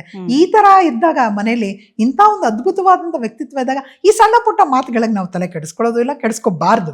ಇನ್ನು ಇಷ್ಟೆಲ್ಲ ಸೀರಿಯಸ್ ಆಗಿ ಹೋರಾಟ ಮಾಡಿದಂತಹ ವಾಟಾಳ್ ನಾಗರಾಜ್ ಅವರು ಮಾಡ್ತಾ ಇರ್ತಾರೆ. ಒಂದು ಕಡೆ ನೆಗೆಟಿವ್ ಕಮೆಂಟ್ಸ್ ಮೇಲೆ ಬರ್ತಾ ಇದ್ದಾಗ ನಿಮಗೆ ಎಲ್ಲೋ ಒಂದು ಕಡೆ ಅನಿಸ್ಲಿಲ್ವಾ? ಸೊ ನೀವು ತುಂಬಾ ಆತ್ಮೀಯರಾಗಿದ್ರಿ ಅಪ್ಪನಿಗೆ, ಮತ್ತು ಅಪ್ಪನಿಗೆ ಮುದ್ದಿನ ಮಗಳಾಗಿದ್ರಿ. ಯಾವತ್ತು ನಿಮಗೆ ಅನ್ಸೇ ಇಲ್ವಾ ಅಪ್ಪನಿಗೆ ಹೇಳಬೇಕು, ಬೇಡ ಬಿಡಪ್ಪ ಇವೆಲ್ಲ ಏನಕ್ಕೆ, ನಿಮಗೆ ಸಾಮಾಜಿಕ ಜವಾಬ್ದಾರಿಗಳು ಯಾಕೆ, ಆರಾಮಾಗಿ ಮನೇಲಿ ಇದ್ಬಿಡಿ, ಇಷ್ಟೆಲ್ಲ ಹೋರಾಟ ಮಾಡಿದ್ರು ಕೂಡ ಜನಗಳ ಹತ್ರ ಈ ರೀತಿ ಊಹಾಪೋಹಗಳಿಗೆ ಯಾಕೆ ಬಲಿ ಆಗ್ತೀರಾ ಅಂತ ನಿಮ್ಗೆ ಅನ್ಸ್ಲೇ ಇಲ್ವಾ, ಅಥವಾ ಯಾವತ್ತಾದ್ರೂ ಹೇಳಿದ್ದು? ಇಲ್ಲ, ಸತ್ಯವಾಗಿ ಹೇಳ್ಬೇಕು ಅಂದ್ರೆ ಅನ್ನಿಸ್ತು ನನಗೂ. ಎಲ್ಲೋ ಒಂದ್ ಕಡೆ ನಾವು ಬೆಳೀತಾ ಇರುವಾಗ ನನಗಂತೂ ಬಹಳ, ಯಾಕೆಂದ್ರೆ ನನಗೆ ಸ್ವಾಭಿಮಾನ, ನಮ್ಮ ತಂದೆ ಹೇಳ್ಕೊಟ್ಟಿದ್ದು, ನನ್ನ ರಕ್ತದಲ್ಲಿ ಸ್ವಾಭಿಮಾನ ಹರಿತಾ ಇದೆ. ಒಬ್ಬರ ಹತ್ರ ಕೈ ಚಾಚಬಾರ್ದು ಅನ್ನೋದು ನಮ್ಮ ತಂದೆ ನಮ್ಮ ತಾಯಿ ಹೇಳ್ಕೊಟ್ಟಿದ್ದು. ಎಂಥದೇ ಸಂದರ್ಭ ಬಂದ್ರು ನೀನ್ ಎಷ್ಟೇ ಒಳ್ಳೇದ್ ಮಾಡೋದು, ನೀನ್ ಯಾವಾಗ್ಲೂ ನೀಡೋಳಾಗಿರ್ಬೇಕು ಹೊರತು ಬೇಡವಳಾಗಿರ್ಬಾರ್ದು ಅಂತ. ಅದೇ ತರ ಬಂದವ್ರು ನಾವು. ನನಗೆ ಯಾವಾಗ್ಲೂ ಅನಿಸ್ತಾ ಇತ್ತು, ಎಷ್ಟು ಮಾಡ್ತಾರೆ ನಮ್ಮ ತಂದೆ, ತ್ಯಾಗ ಮಾಡ್ಬಿಟ್ಟಿದ್ದಾರೆ ಜೀವನಾನೇ. ನಿಮ್ಗೆ ಹೇಳ್ಬೇಕು ಅಂದ್ರೆ ನೋಡಿ, ಬಹಳ ಒಂದು ಹಳೆ ಕಾಲದ ಪಿಕ್ಚರು, ಅದ್ರಲ್ಲಿ ಒಂದು ಹಾಡು ಬರುತ್ತೆ, ಆಡಿಸಿ ನೋಡು ಬೀಳಿಸಿ ನೋಡು ಉರುಳಿ ಹೋಗೋದು, ಏನೇ ಬರಲಿ ಯಾರಿಗೂ ಸೋತು ತಲೆಯ ಬಾಗದು ಅಂತ. ಆ ಹಾಡು ಅವತ್ತು ಚಲನಚಿತ್ರಕ್ಕೋಸ್ಕರ, ಪಾತ್ರಕ್ಕೋಸ್ಕರ ಬರ್ದಿದ್ರು. ಆದ್ರೆ ಆ ಹಾಡು ನಿಜವಾದ ಜೀವನದಲ್ಲಿ ನಿಜವಾಗ್ಲೂ ನಮ್ಮ ತಂದೆಗೆ ಹೇಳಿ ಮಾಡಿಸಿದಂತ ಹಾಡು. ಎಷ್ಟೇ ಕಷ್ಟಗಳು ಬಂದಿದ್ರು, ಎಷ್ಟೇ ನೋವುಗಳಿದ್ರು, ಅದು ತೋರಿಸ್ಕೊತಿರ್ಲಿಲ್ಲ ನಮ್ಮ ತಂದೆ. ಆ ಒಂದು ಚೂರು ಬಗ್ತಾ ಇರಲಿಲ್ಲ, ಯಾವುದಕ್ಕೂ ಬಗ್ದೆ ತನ್ನ ನಿಷ್ಠೆ, ತನ್ನ ಸಿದ್ಧಾಂತಕ್ಕೋಸ್ಕರ ಮುಂದೆ ಹೊರಿತಾ ಇದ್ರು. ಇಂಥ ವ್ಯಕ್ತಿಗೆ ಎಲ್ಲೋ ಒಂದ್ ಕಡೆ ಯಾವ ಪ್ರಶಸ್ತಿ ಪುರಸ್ಕಾರಗಳು ನಿಮ್ಮನ್ನ ನೋಡಿ ಬರಲಿಲ್ಲ. ಯಾವ ಜನ ಕೂಡ ಈ ಬರೀ ರೋಲ್, ಇವಾಗ್ಲೂ ದುಡ್ಡು ಮಾಡ್ತಾರೆ ಅಂತಾರೆ ಹೊರತು ನಿಮ್ಗೆ ಅಧಿಕಾರ ಹುಡ್ಕೊಂಡು ಬರ್ಬೋದಾಗಿತ್ತಲ್ಲ. ಯಾವ ಪಕ್ಷದವರು ನಿಮ್ಮ ಹೋರಾಟಕ್ಕೆ ಬೆಲೆ ಕೊಟ್ಟು, ಎಂತೆಂತ ಬೇರೆ ಭಾಷಿಕವ್ರನ್ನೆಲ್ಲ MLC ಮಾಡ್ತೀರಾ ನೀವು, ಬೇರೆ ಭಾಷೆ ಅವ್ರನ್ನ ಒಂದು ಉದ್ಯಮಿಗಳನ್ನ ಕರ್ಕೊಂಬಂದು MLC ಮಾಡ್ತಾರೆ. ನೀವ್ ಎಷ್ಟು ಹೋರಾಟ ಮಾಡಿದೀರಾ? ಸಾಹಿತಿಗಳನ್ನ MLC ಮಾಡ್ತಾರೆ, ಕಲಾವಿದರನ್ನ MLC ಮಾಡ್ತಾರೆ. ನಿಮ್ಮನ್ನ ಯಾಕೆ ಮಾಡ್ಲಿಲ್ಲ? ನಿಮ್ಮ ಗುರುತಿಸಿ ನಿಮ್ಮನ್ನ ಯಾಕೆ ಅಧಿಕಾರ ಕೊಡಲ್ಲ ಅವರು? ಅಧಿಕಾರ ದುಡ್ಡು ಮಾಡೋಕ್ಕೋಸ್ಕರ ಕೇಳ್ತಾ ಇಲ್ಲ. ನಿಮ್ಮ ಕೂಗು, ನಿಮ್ಮ ಚಿಂತನೆಗಳು ಅಸೆಂಬ್ಲಿಲಿ ಬರ್ಬೇಕು. ಮುಂಚೆ ಒಂದು ಕಾಲದಲ್ಲಿ ಎಲ್ಲ ಮಾಧ್ಯಮದವ್ರು ಹೇಳೋರು, ವಾಟಾಳ್ ನಾಗರಾಜ್ರವ್ರು ಇಲ್ದಂತ ಶಾಸನ ಸಭೆನ ಊಹಿಸಲು ಅಸಾಧ್ಯ ಅಂತ.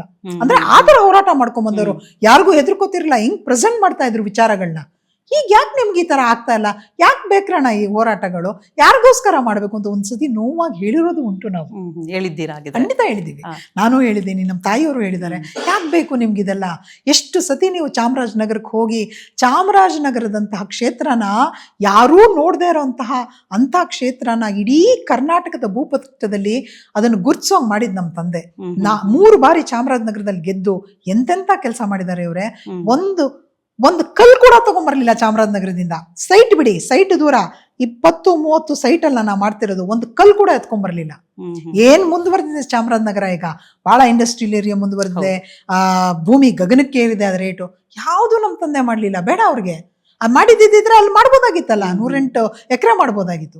ಈಗ ಸಮಾಜಪರ ಹೋರಾಟಗಳನ್ನ ಮಾಡ್ಕೊಂಡ್ ಬಂದ್ರು ವಾಟಾಳ್ ನಾಗರಾಜ್. ಅದ್ರ ಜೊತೆನಲ್ಲಿ ಅಧಿಕಾರ ಅಂತ ಒಂದಿದ್ರೆ ಅದಕ್ಕೆ ಪ್ಲಸ್ ಆಗುತ್ತೆ ಅಂತ ನಿಮಗೆ ಯಾವತ್ತು ಅನ್ಸಿಲ್ವಾ? ಒಂದ್ಸಲಿ ಎಲೆಕ್ಷನ್ ಕಂಡಕ್ಟ್ ಮಾಡ್ಬಿಡಿ, ಅಧಿಕಾರ ತಗೊಳ್ಳಿ ಅಂತ ಅಮ್ಮ ಆಗ್ಲಿ ನೀವಾಗ್ಲಿ ಅಥವಾ ಮನೆಯಲ್ಲಿ ಬೇರೆ ಯಾರಾದ್ರೂ ಸಜೆಸ್ಟ್ ಮಾಡಿದ್ದು? ಖಂಡಿತ ಉಂಟು, ಖಂಡಿತ ಅನಿಸ್ತಾ ಇತ್ತು. ಅದಕ್ಕೋಸ್ಕರನೇ ನಮ್ಮ ತಂದೆಗೆ ನಾನು ಹೇಳ್ತಾ ಇದ್ದೆ, ಅಧಿಕಾರ ಅವರು ಕೊಡ್ಲಿಲ್ಲ, ನೀವಿಷ್ಟು ಹೋರಾಟ ಮಾಡ್ತಿದ್ರಿ, ಯಾತಕ್ ಬೇಕು ಈ ಹೋರಾಟ ಮತ್ತೆ ಅಂತ. ಆದ್ರೆ ಅವರು ಎದೆಗುಂದ್ಲಿಲ್ಲ. ಇಲ್ಲ ಅದೆಲ್ಲ ತಪ್ಪು, ಯಾರೋ ಕೊಡ್ಲಿ ಯಾರೋ ಮಾಡ್ಲಿ ಅನ್ಬಾರ್ದು. ನಮಗ್ ಸಿಗೋ ಅಧಿಕಾರ, ನಮಗ್ ಸಿಗ್ಬೇಕಿರೋ ಬೆಲೆ ಸಿಕ್ಕೇ ಸಿಗುತ್ತೆ. ನಾವು ಹೋರಾಟನ ಯಾವತ್ತು ಸೀಮಿತವಾಗಿ ಇಟ್ಕೋಬಾರ್ದು. ನಮ್ಗೇನಾದ್ರು ಬಂದ್ರೆ ಮಾತ್ರ ನಾವು ಹೋರಾಟ ಮಾಡಬೇಕು, ಇಲ್ಲ ಅಂದ್ರೆ ಮಾಡಬಾರ್ದು ಅನ್ನೋದನ್ನ ನಮ್ಮ ತಂದೆ ನಮ್ಗೆ ಮನವರಿಕೆ ಮಾಡಿಕೊಟ್ರು. ಈಗ ಅನ್ಸುತ್ತೆ, ಈಗ ನಮ್ಗೆ ನೋಡಿ ಹೇಳ್ತೀನಿ, ಒಂದು 8 ವರ್ಷದ ಮಗುವಿಂದ 80 ವರ್ಷದ ಮುದುಕರವರೆಗೂ ನಮ್ಮ ತಂದೆ ನೋಡಿದ ತಕ್ಷಣ ವಾಟಾಳ್ ನಾಗರಾಜ್ ಅಂತ ಗುರುತಿಸ್ತಾರೆ. ಉತ್ತರ ಕರ್ನಾಟಕ ಹೋಗು ಈ ಬೆಲೆ ಕೊಡ್ತಾರೆ, ದಕ್ಷಿಣ ಕರ್ನಾಟಕದಲ್ಲಿ ಬೆಲೆ ಕೊಡ್ತಾರೆ. ಈಗ ಅನ್ಸುತ್ತೆ ನಮ್ಮ ತಂದೆ ಮಾಡಿದ್ದೇನು ಆಸ್ತಿ ಅಂದ್ರೆ ಇದೆ. ಹೌದು. ಇದಕ್ಕಿಂತ ಇದ್ರ ಮುಂದೆ ಇನ್ಯಾವ ಆಸ್ತಿ ಬೇಕು? ಯಾವ ರೆಡ್ ಲೈಟ್ ಬೇಕಾಗಿಲ್ಲ ನಮ್ ತಂದೆನ ಗುರ್ಸಕ್ಕೆ. ಒಂದ್ ಗಾಡಿ ರೆಡ್ ಲೈಟ್ ಅಲ್ಲಿ ಹೋಗ್ತಿದ್ರೆ ಒಬ್ಬ ಮಿನಿಸ್ಟರ್ ಬಂದ್ರು ಅಂತಾರೆ, ಆದ್ರೆ ನಮ್ ತಂದೆ ಓಡಾಡ್ತಾ ಇದ್ರೆ ವಾಟಾಳ್ ಬಂದ್ರು ಅಂತಾರೆ. ಅದಕ್ಕಿಂತ ಆಸ್ತಿ ಇನ್ನೇನ್ ಬೇಕು? ಈಗ ಅನಿಸ್ತಾ ಇದೆ ತಪ್ಪು ನಾವು ಅನ್ಕೊಂಡಿದ್ದು, ನಮ್ ತಂದೆ ಹೇಳಿದ್ದೇ ಸರಿ ಅಂತ. ಆದ್ರೂ ನಮ್ ತಂದೆ ಇವತ್ತಿಗೂ ಪ್ರಯತ್ನ ಬಿಡದೆ ಎಲೆಕ್ಷನ್ ಕಂಟೆಸ್ಟ್ ಮಾಡ್ತಾನೆ ಇದ್ದಾರೆ. ಸೋಲ್ತಾ ಇದ್ರು ಬೇಕಾದಷ್ಟು ಸೋಲು ಕಂಡಿದ್ದಾರೆ, ಗೆಲುವು ಕಂಡಿರೋದು ಬಹಳ ಕಡಿಮೆ, ಸೋಲು ಬಹಳ ಕಂಡಿದ್ದಾರೆ. ಆದ್ರೂ ಎದೆಗುಂದದೆ ಅವರು ಪ್ರಯತ್ನ ಮಾಡ್ತಾ ಇದ್ದಾರೆ. ಒಂದಲ್ಲ ಒಂದ್ ದಿವಸ ಅವರ ಪ್ರಯತ್ನಕ್ಕೆ ಜಯ ಸಿಗುತ್ತೆ ಅಂತ ನಾನು ನಂಬಿದ್ದೀನಿ. ಓಕೆ, 75ನೇ ಕ್ರಾಸ್ ಮಾಡಿದ್ದಾರೆ ವಾಟಾಳ್ ನಾಗರಾಜ್ ಅವರು. ಈಗಲೂ ಕೂಡ ಆ ಹುರುಪು ಹುಮ್ಮಸ್ಸು ಹಾಗೇ ಇದೆ ಯುವಕನ ತರ. ಖಂಡಿತ. ಇದು ಮತ್ತೊಮ್ಮೆ ಹೇಳ್ತೀನಿ, ಇದು ಯಾಕೆ ಕಾರಣ ಅಂದ್ರೆ ಅವರ ಪ್ರಾಮಾಣಿಕತೆ. ಪ್ರಾಮಾಣಿಕವಾಗಿ ಹೋರಾಟ ಮಾಡ್ತಾರೆ. ಅವ್ರಿಗಿರುವಂತಹ ಒಂದು ಶಕ್ತಿನೇ ಆ ಪ್ರಾಮಾಣಿಕತೆ. ಅವರ ಸಿದ್ಧಾಂತ ಬಿಡದೆ, ಯಾವುದಕ್ಕೂ ತಲೆಗೊಡದೆ, ಯಾವ ಒಂದು ಕೆಟ್ಟದ್ದು ಅವ್ರನ್ನ ತಾಕಿಲ್ಲ, ಯಾವ ಒಂದು ಕೆಟ್ಟ ವಿಚಾರಗಳು ನೆಗೆಟಿವಿಟಿ ಅವ್ರನ್ನ ತಾಕಿಲ್ಲ. ಅದರಿಂದ ಅವರು ದೇವರು ಆ ಶಕ್ತಿ ಕೊಟ್ಟಿದ್ದಾರೆ. ಆ ದೇವರಲ್ಲಿ ನಾನು ಪ್ರಾರ್ಥನೆ ಮಾಡ್ಕೋತೀನಿ ಅವ್ರಿಗೆ ಇನ್ನೂ ಹೆಚ್ಚಿನ ಶಕ್ತಿ ಕೊಟ್ಟು ಈ ಕರ್ನಾಟಕ ಕನ್ನಡ ತಾಯಿಯ ಸೇವೆ ಮಾಡೋ ಭಾಗ್ಯ ಸಿಕ್ಲಿ ಅಂತ. ಈಗ ಅನುಪಮಾ ವಾಟಾಳ್ ಅವ್ರಿಗೆ ಯಾವತ್ತೂ ಅನ್ಸಿಲ್ವಾ ನಾನು ರಾಜಕೀಯಕ್ಕೆ ಹೋಗ್ಬೇಕು ಅಂತ? ಖಂಡಿತ ನನ್ಗನ್ಸಿದೆ. ಯಾಕೆ ಅನ್ಸಲ್ಲ? ಯಾಕೆ ಅಂದ್ರೆ ಮನೇಲಿ ರಾಜಕೀಯ ಮತ್ತು ಹೋರಾಟ ಬಂದಾಗ, ರಾಜಕೀಯ ಅನ್ನೋ ಕ್ಷೇತ್ರ ಬಹಳ ಉನ್ನತವಾದ ಕ್ಷೇತ್ರ, ಅದ್ಭುತವಾದಂಥ ಕ್ಷೇತ್ರ. ಯಾವತ್ತೂ ರಾಜಕೀಯ ಕ್ಷೇತ್ರ ಹಾಳಾಗಿಲ್ಲ, ರಾಜಕೀಯ ಕ್ಷೇತ್ರಕ್ಕೆ ಇರೋ ಬೆಲೆ ಇದ್ದೇ ಇದೆ. ಆದ್ರೆ ಇತ್ತೀಚಿನ ಒಂದು ರಾಜಕಾರಣಿಗಳು, ಇತ್ತೀಚೆಗೆ ಬರ್ತಿರುವಂತಹ ನಡೀತಿರುವಂತಹ ರಾಜಕೀಯ ಪ್ರವೃತ್ತಿಗಳು ನೋಡ್ತಾ ಇದ್ರೆ ನಾವು ಆ ರಾಜಕೀಯಕ್ಕೆ ಸೂಕ್ತರಲ್ಲ ಅಂತ ನನಗನ್ಸುತ್ತೆ. ಯಾಕೆ ಅಂತ ಹೇಳಿದ್ರೆ, ನಾವು ಮುಂಚೆಯಿಂದ ಪ್ರಾಮಾಣಿಕವಾಗಿ ನೋಡಿ, ಏನಾದ್ರು ಮಾತಾಡ್ಬೇಕಾದ್ರೆ ನಾವು ಇದ್ದಂಗೆ ಮಾತಾಡ್ಬಿಡ್ಬೇಕು. ನಮ್ಗೆ ಹಿಂದೊಂದು ಮುಂದೊಂದು ಮಾತಾಡಕ್ ಬರೋದೇ ಇಲ್ಲ, ಅಥವಾ ಆ ಸಂದರ್ಭಕ್ಕೆ ಹೊಂದ್ಕೊಂಡು ಹೋಗೋದು ಬರೋದಿಲ್ಲ. ಈಗ ನಾವೇನಾದ್ರೂ ನಮ್ಮ ಒಂದು ಅಭಿಪ್ರಾಯಗಳನ್ನ ಇಟ್ರೆ ಸಮಾಜದಲ್ಲಿ ಅದನ್ನ ಒಪ್ಕೊಳ್ಳಲ್ಲ. ಯಾಕೆಂದ್ರೆ ಎಲ್ಲ ಒಪ್ಕೊಳ್ಳೋದು ದುಡ್ಡು ಹಿಂದೆ, ಜಾತಿ ಹಿಂದೆ, ಇಂತಹ ವ್ಯವಹಾರಗಳನ್ನೇ ಜನ ಒಪ್ಕೊಳ್ಳೋದು. ಪ್ರಾಮಾಣಿಕತೆಯಿಂದ ಏನೇ ಪ್ರಸ್ತುತ ಪಡಿಸಿದ್ರು ಜನ ಅದನ್ನು ತಗೊಳ್ಳಲ್ಲ. ಇದನ್ನ ನೋಡ್ಬಿಟ್ಟಿದ್ದೀನಿ ಬಹಳಷ್ಟು. ಈಗಲಾಗ್ಲೇ ಹೇಳಿದೆ ನಾನು ಬರೀ ವಾಟಾಳ್ ನಾಗರಾಜ್ ಮಗಳು ಅಂತ ಹೋಗಿ ಎಲೆಕ್ಷನ್ ನಿಂತ್ಕೊಳಕ್ಕಾಗತ್ತಾ?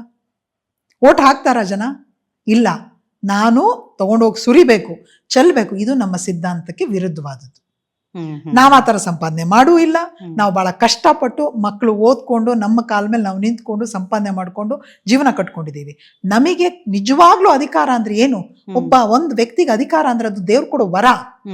ಸಮಾಜಕ್ಕೆ ಅದನ್ನ ಮುಡುಪಾಗಿಡ್ಬೇಕು. ಸಮಾಜನ ಬೆಳವಣಿಗೆಗೆ, ಸಮಾಜದ ಒಳಿತಿಗಾಗಿ ಅದನ್ನ ಉಪಯೋಗಿಸ್ಕೋಬೇಕೇ ಹೊರತು ನಮ್ಮ ಸ್ವಾರ್ಥಕ್ಕೆ ಉಪಯೋಗಿಸ್ಕೋಬಾರ್ದು. ನನಗೊಂದು ಅಷ್ಟು ನಮ್ಮ ತಂದೆ ಮಾತಾಡ್ಬೇಕಾದ್ರೆ ನಾನು ನಮ್ಮ ತಂದೆ ಇಬ್ರು ಜೊತೆ ಕೂತ್ಕೊಂಡು ಪ್ರತಿದಿನ ಸಾಯಂಕಾಲ ಟಿವಿಲಿ ಬರೋ ನ್ಯೂಸ್ ನೋಡ್ತಾ ಇರ್ತೀವಿ. ಆಗ ನಮ್ಮಿಬ್ರು ಅಭಿಪ್ರಾಯಗಳು ಒಂದೇ ಆಗಿರುತ್ತೆ. ಹಂಚ್ಕೊಂಡಾಗ ಅದನ್ನ ಜನ ಕೇಳಲ್ಲ. ಹೌದಾ ಅಲ್ಲ? ಇವಾಗ ನೋಡಿ, ನಿಮ್ಗೆ ಏನೋ ಒಂದು ಬದಲಾವಣೆ ಮಾಡ್ಬೇಕು ಅಂತಿರುತ್ತೆ. ಆ ಬದಲಾವಣೆಯನ್ನ ನೀವು ಮಾಡಕ್ಕೆ ನಿಮಗೆ ಸ್ವಾತಂತ್ರ್ಯ ಇರಲ್ಲ. ನಿಮ್ಗೆ ಯಾವಾಗ ಸ್ವಾತಂತ್ರ್ಯ? ನೀವು ಹೋಗಿ ಯಾವುದೋ ಒಂದು ಪಕ್ಷಕ್ಕೆ ಸೇರ್ಕೋಬೇಕು, ಅವ್ರು ಹೇಳದಂಗೆ ಕೇಳಬೇಕು, ಆವಾಗ ನಿಮ್ಗೇನೋ ಒಂದಷ್ಟು ಅಧಿಕಾರ. ಆ ಥರ ಲೈಫ್ ನಮಗ್ ಬೇಡ. ಹಾಗಾಗಿ ನಾನು ರಾಜಕೀಯಕ್ಕೆ ಬಂದಿಲ್ಲ. ಈಗ ಕೊನೆಯದಾಗಿ ಈ ಊಹಾಪೋಹಗಳಿಗೆ ತೆರೆ ಬೀಳೋದು ಹೇಗೆ, ಯಾವಾಗ? ಅದು ಈ ಕಾಲಕ್ಕೆ ಬೀಳಲ್ಲ ಇವ್ರೆ, ಅದು ನಡೀತಾನೆ ಇರುತ್ತೆ. ಇದು ಈಗಲ್ಲ, ಆಗಿಂದ ಇರುತ್ತೋ, ಆ ಕಾಲದಿಂದ ಇತ್ತು. ಎಂತ ದೇವರಿದ್ದ ಕಾಲದಲ್ಲಿ, ದೇವತೆಗಳಿದ್ದ ಕಾಲದಿಂದಲೂ ಈ ಮಾತುಗಳು, ಊಹಾಪೋಹ ಬರ್ತಾನೆ ಇದೆ. ಈಗಲೂ ಇದೆ, ಮುಂದೇನೂ ಇರುತ್ತೆ. ಅದನ್ನ ನಾವು ತಲೆ ಕೆಡಿಸ್ಕೋಬಾರ್ದಷ್ಟೇ. ಅದನ್ನ ಅಂಟಿಸ್ಕೊಳ್ಳದೆ ನಾವು ಜೀವನ ಮಾಡಬೇಕು ಅಷ್ಟೇ. ಅದರಿಂದನೇ ಸುಖ ಶಾಂತಿ. ಅದನ್ನೆಲ್ಲ ತಲೆ ಕೆಡಿಸ್ಕೊಂಡು ಅದನ್ನ ಹೇಗೆ ಮುಚ್ಚಾಕೋದು ಅಂತ ಹೋಗಕ್ಕೆ ಹೋಗ್ಬಾರ್ದು. ಅದಿರುತ್ತೆ ನೆಗೆಟಿವಿಟಿ. ಯಾವಾಗ ಪಾಸಿಟಿವ್ ಅನ್ನೋದಿರುತ್ತೋ ಅವಾಗ ನೆಗೆಟಿವ್ ಅನ್ನೋದು ಇದ್ದೇ ಇರುತ್ತೆ. ಓಕೆ ಮ್ಯಾಮ್, ಇದುವರೆಗೂ ಕಾರ್ಯಕ್ರಮದಲ್ಲಿ ಭಾಗವಹಿಸಿದ್ರಿ. ತುಂಬ ಒಳ್ಳೆಯ ಒಂದು ಮಾಹಿತಿಯನ್ನು ನಮಗೆ ಕೊಟ್ರಿ. ಈಗಿನ ಯಂಗ್ಸ್ಟರ್ಸ್ಗೆ ಒಂದು ಒಳ್ಳೆ ಮೆಸೇಜನ್ನ ಪಾಸ್ ಮಾಡಿದ್ರ. ನಮ್ಮ ಕಾರ್ಯಕ್ರಮದಲ್ಲಿ ನಾನೇ ರಾಣಿಯಾಗಿ ಇವತ್ತಿನ ಕಾರ್ಯಕ್ರಮದಲ್ಲಿ ತಾವು ಭಾಗಿಯಾಗಿದ್ದು ನಮಗೆ ಬಹಳಷ್ಟು ಖುಷಿ ನೀಡಿದೆ. ಧನ್ಯವಾದಗಳು ನಿಮಗೆ. ಮತ್ತೊಮ್ಮೆ ನಿಮಗೆ ನನ್ನ ತುಂಬು ಹೃದಯದ ಧನ್ಯವಾದಗಳು. ನನ್ನ ಮನಸ್ಸು ಬಿಚ್ಚಿ ನನ್ನ ಒಂದು ಅನಿಸಿಕೆಗಳನ್ನ, ಅಭಿಪ್ರಾಯಗಳನ್ನ ವ್ಯಕ್ತಪಡಿಸ್ಕೊಳ್ಳೋಕ್ಕೆ ಅವಕಾಶ ಮಾಡಿಸ್ಕೊಟ್ಟಿದ್ದಕ್ಕೆ ನಿಮಗೆ, ನಿಮ್ಮ ತಂಡದವರಿಗೆ ನನ್ನ ಹೃದಯಪೂರ್ವಕ ಧನ್ಯವಾದಗಳು. Thank you ma'am. ವೀಕ್ಷಕರೇ, ಇವತ್ತಿನ ಕಾರ್ಯಕ್ರಮ ನಾನೇ ರಾಣಿ ಕಾರ್ಯಕ್ರಮ ಎಲ್ಲರಿಗೂ ಇಷ್ಟವಾಗಿದೆ ಅಂತ ಭಾವಿಸ್ತಾ ಕಾರ್ಯಕ್ರಮವನ್ನು ಮುಕ್ತಾಯಗೊಳಿಸ್ತಾ ಇದ್ದೀನಿ. ಮತ್ತೆ ನಿಮ್ಮ ಭೇಟಿ ಮುಂದಿನ ರಾಣಿಯೊಂದಿಗೆ. ಅಲ್ಲಿವರೆಗೂ ನೋಡ್ತಾ ಇರಿ. ಇದು ಅಶ್ವವೇಗ ನ್ಯೂಸ್, ಸತ್ಯಾನ್ವೇಷಣೆಯ ಓಟದಲ್ಲಿ. ಧನ್ಯವಾದಗಳು.